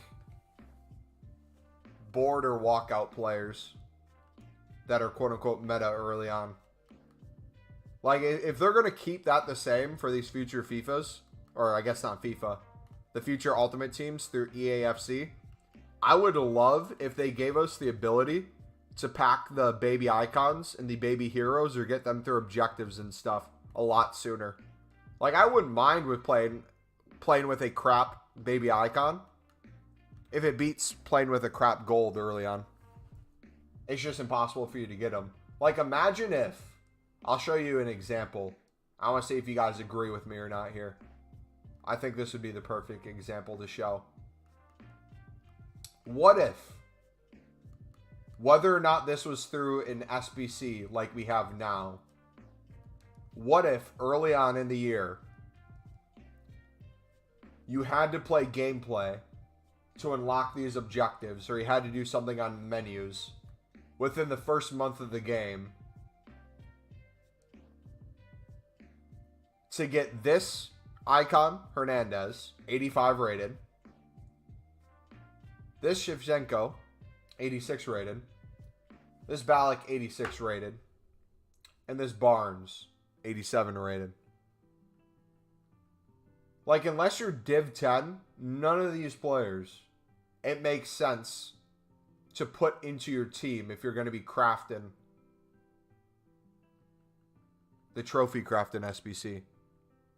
You could use it as fodder, but we're at the point where a crap inform is going to be higher rated than these icons. Like, why would I put Hernandez, an icon, into an SBC? If he's not going to fit a team, he would only be able to go to an SBC. But it feels like a waste putting an icon into an SBC that I can just pack out of a league SBC. Or it's like you're getting an 85 as a reward for having, what, 30 or 40 packs done? I could open a single one right now and get a rating that's higher than that. Like, they have to find some way to balance that. Otherwise, it's just going to not feel worth it. And I feel like they had that before. We've seen that with really good packs. I think it was leading up to Team of the Year. There's SBCs you could grind for some decent packs. But, like, player-wise, it's never going to be worth it. The Bergkamp's a perfect example. How much you have to grind for the Bergkamp. Looks like a great card, don't get me wrong. But how many of you guys already have a better player than him?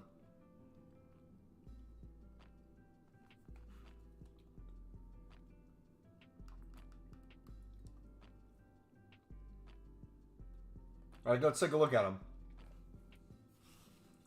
86 pace, 93 shooting, 87 pass, 91 dribbling. Looks like a pretty good card. 4-star, 4-star. It's like, if you already know most people, or a lot of people will have a player that's better than him, why not make him 5-star, 5-star? If you're not going to give us some of the best icons in the game through the objectives grind, why not at least make it even more worth it? Make it a 5-star, 5-star. Have us play him at cam or center forward. We can make up the lack of pace. We can put something on him. Or we can add more passing, more shooting, more dribbling with the chem style we put on. But why would I need that Dennis card if weeks ago, by the time people get that done, you could have crafted a Cruyff? Not everyone's going to craft the Cruyff. It's a specific bunch. But we had the Mbappe 92. We have the Mbappe 93. We have every single icon SBC that's ever come out. We have all the icons they're adding now to SBCs. We had the, he's not on my team anymore. The Depay, who is a center forward. He's 3-star weak foot, but 5-star skills. He had the Payet for the longest time. That was a 4-4.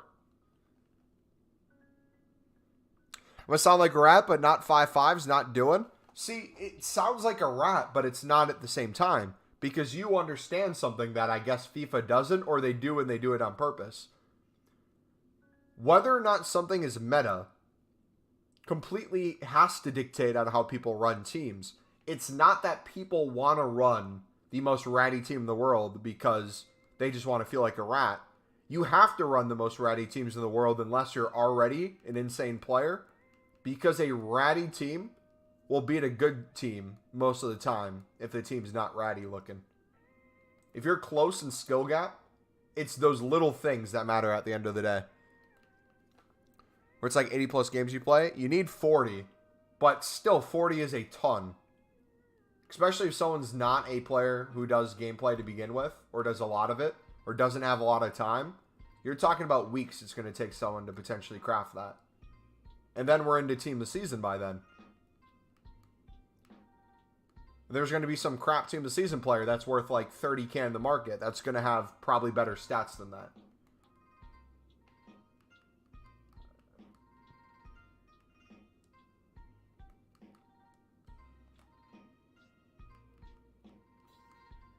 I don't know. It's a tough one, man. Like, I get it, but I don't get it. Like, I would love to do an objective. I would love to play gameplay to go craft something. Or work towards something. But I feel like it's more rewarding sitting in the menus than half the crap that comes out. How many have you done today? We have done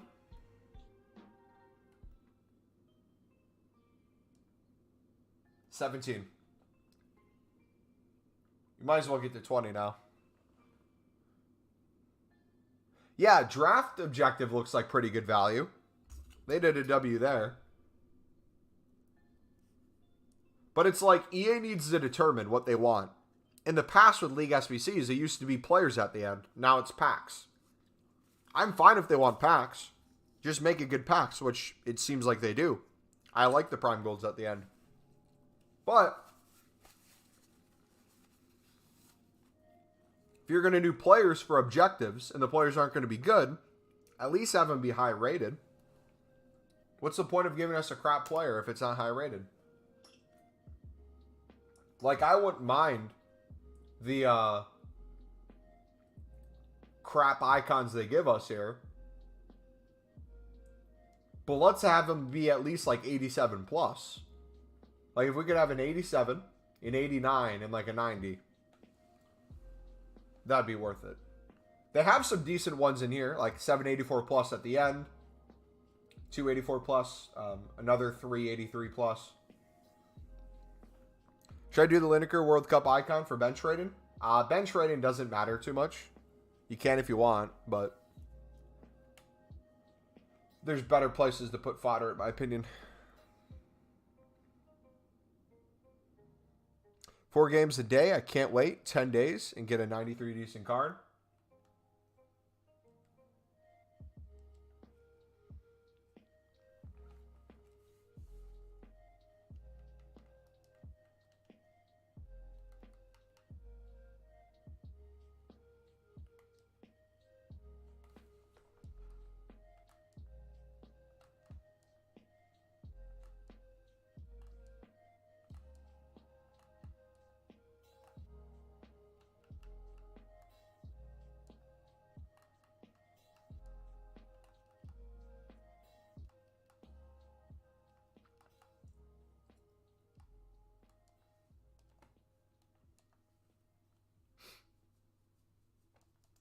Yeah, we were just basically through League SBCs using whatever untradables we had in our club. Or whatever was just kind of chilling there. Now we're getting to the tradables of the League SBC. And the tradables of League SBC cards we weren't going to submit.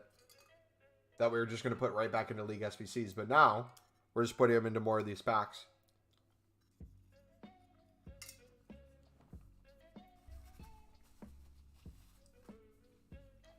So it's not going to be hard to craft these. The question is, though, what's the best value of them?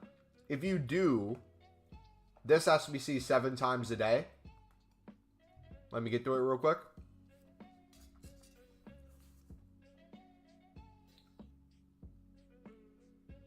If you get to the silverware smelting upgrade and you do this 7 times a day, that final pack's going to give you a free trophy crafting upgrade 7 times a day. And like the premium Electrum, the other 2 packs you're going to get are a total of 12 bronze rare players tradable.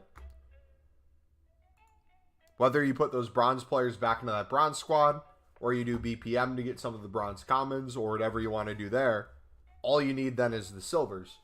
League SBCs, you get a ton of silvers untradeable. BPM, you get the silvers through the premium bronze upgrade. You can mass bid on bronzes and flip them, or not bronzes. You can mass bid on silvers and flip them for profit and store the ones in your club that you want to use. It is very easy to get that done. I think it would have been more interesting if they didn't make it 7 times a day, and if they would have made it unlimited. I feel like that would have been a even crazier grind. You put the crafting link in chat. It is the pinned video in chat, buddy. So if you look at the pinned message, you'll see the video. What I gave the 90 plus pick. If you guys missed it, you'll see it as a YouTube short and TikTok for tomorrow. So make sure you have notifications on. If you guys want to drop a follow on TikTok, it's just Mumbo Elite on TikTok as well. You can't click the pin message, then just click the channel. It's the newest video on the channel.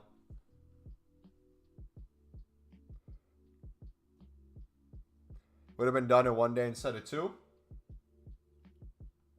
Yeah.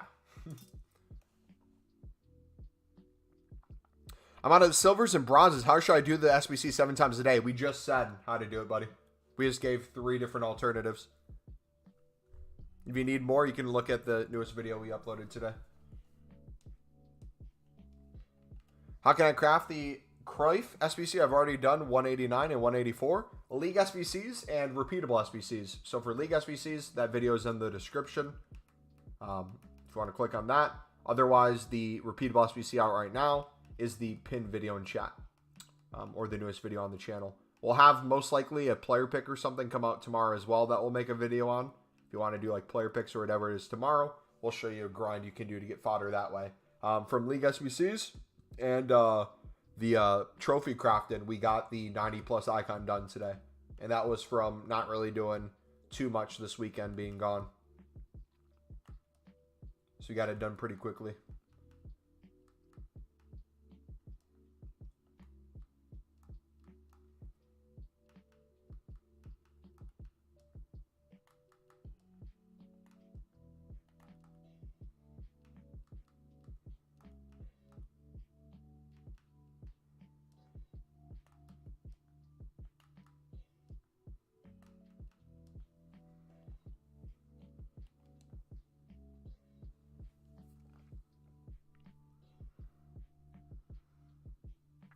Sorry, my dumbass thought that was a pass stream. Nah, you're good.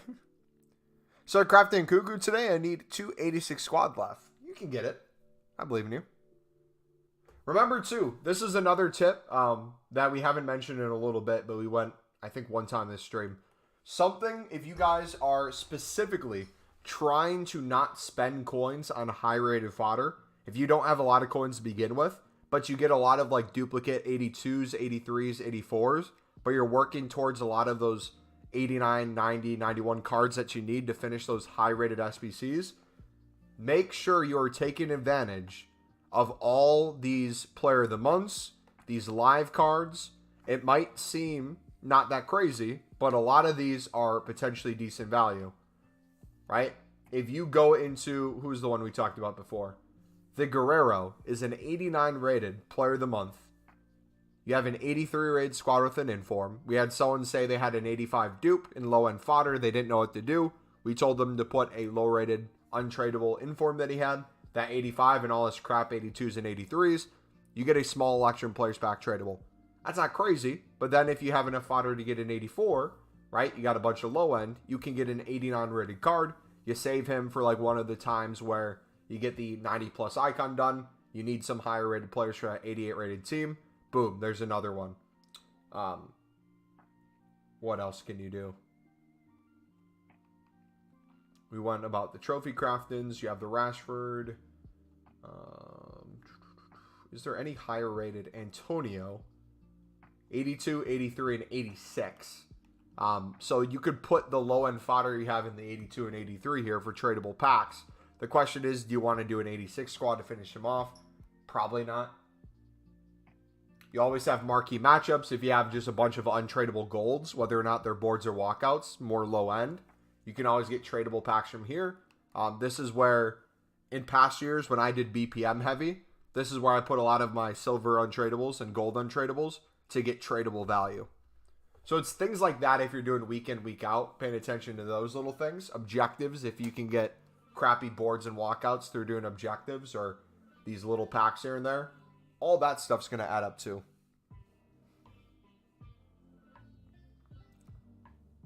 Should I buy packs to get gold commons? What do you mean, buy packs, Milan? There, we just got an 85.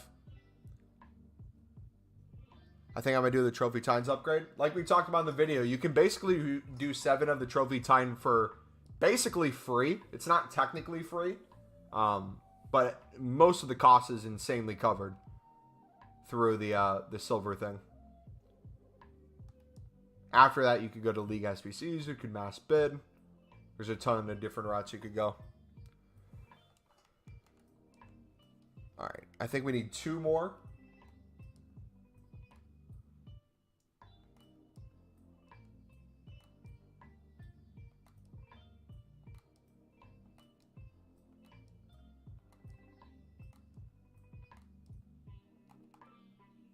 Already crafted Ozil. And sent him to the 89 squad. Nice. Yeah, if you guys did Bale back in the day and you haven't played with him in ages, that's one of those players you might want to consider. Potentially put in a high-rated SBC if you really need fodder.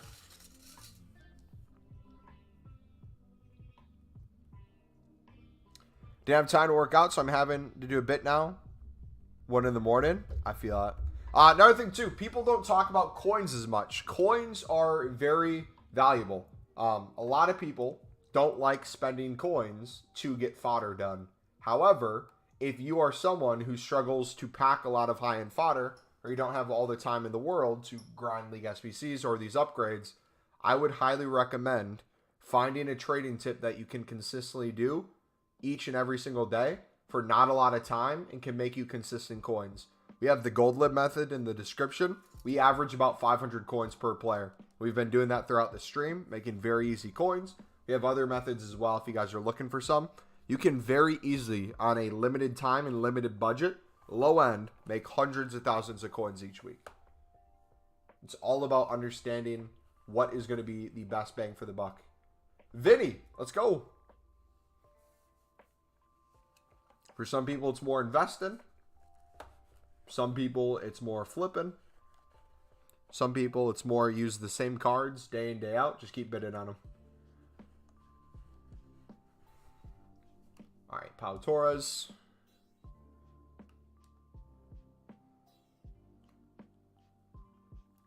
Also, 2 swaps for Crespo isn't bad. Yeah. If you guys have any swaps left, always put them into like Crespo or something like that. For future swaps, you can do that too.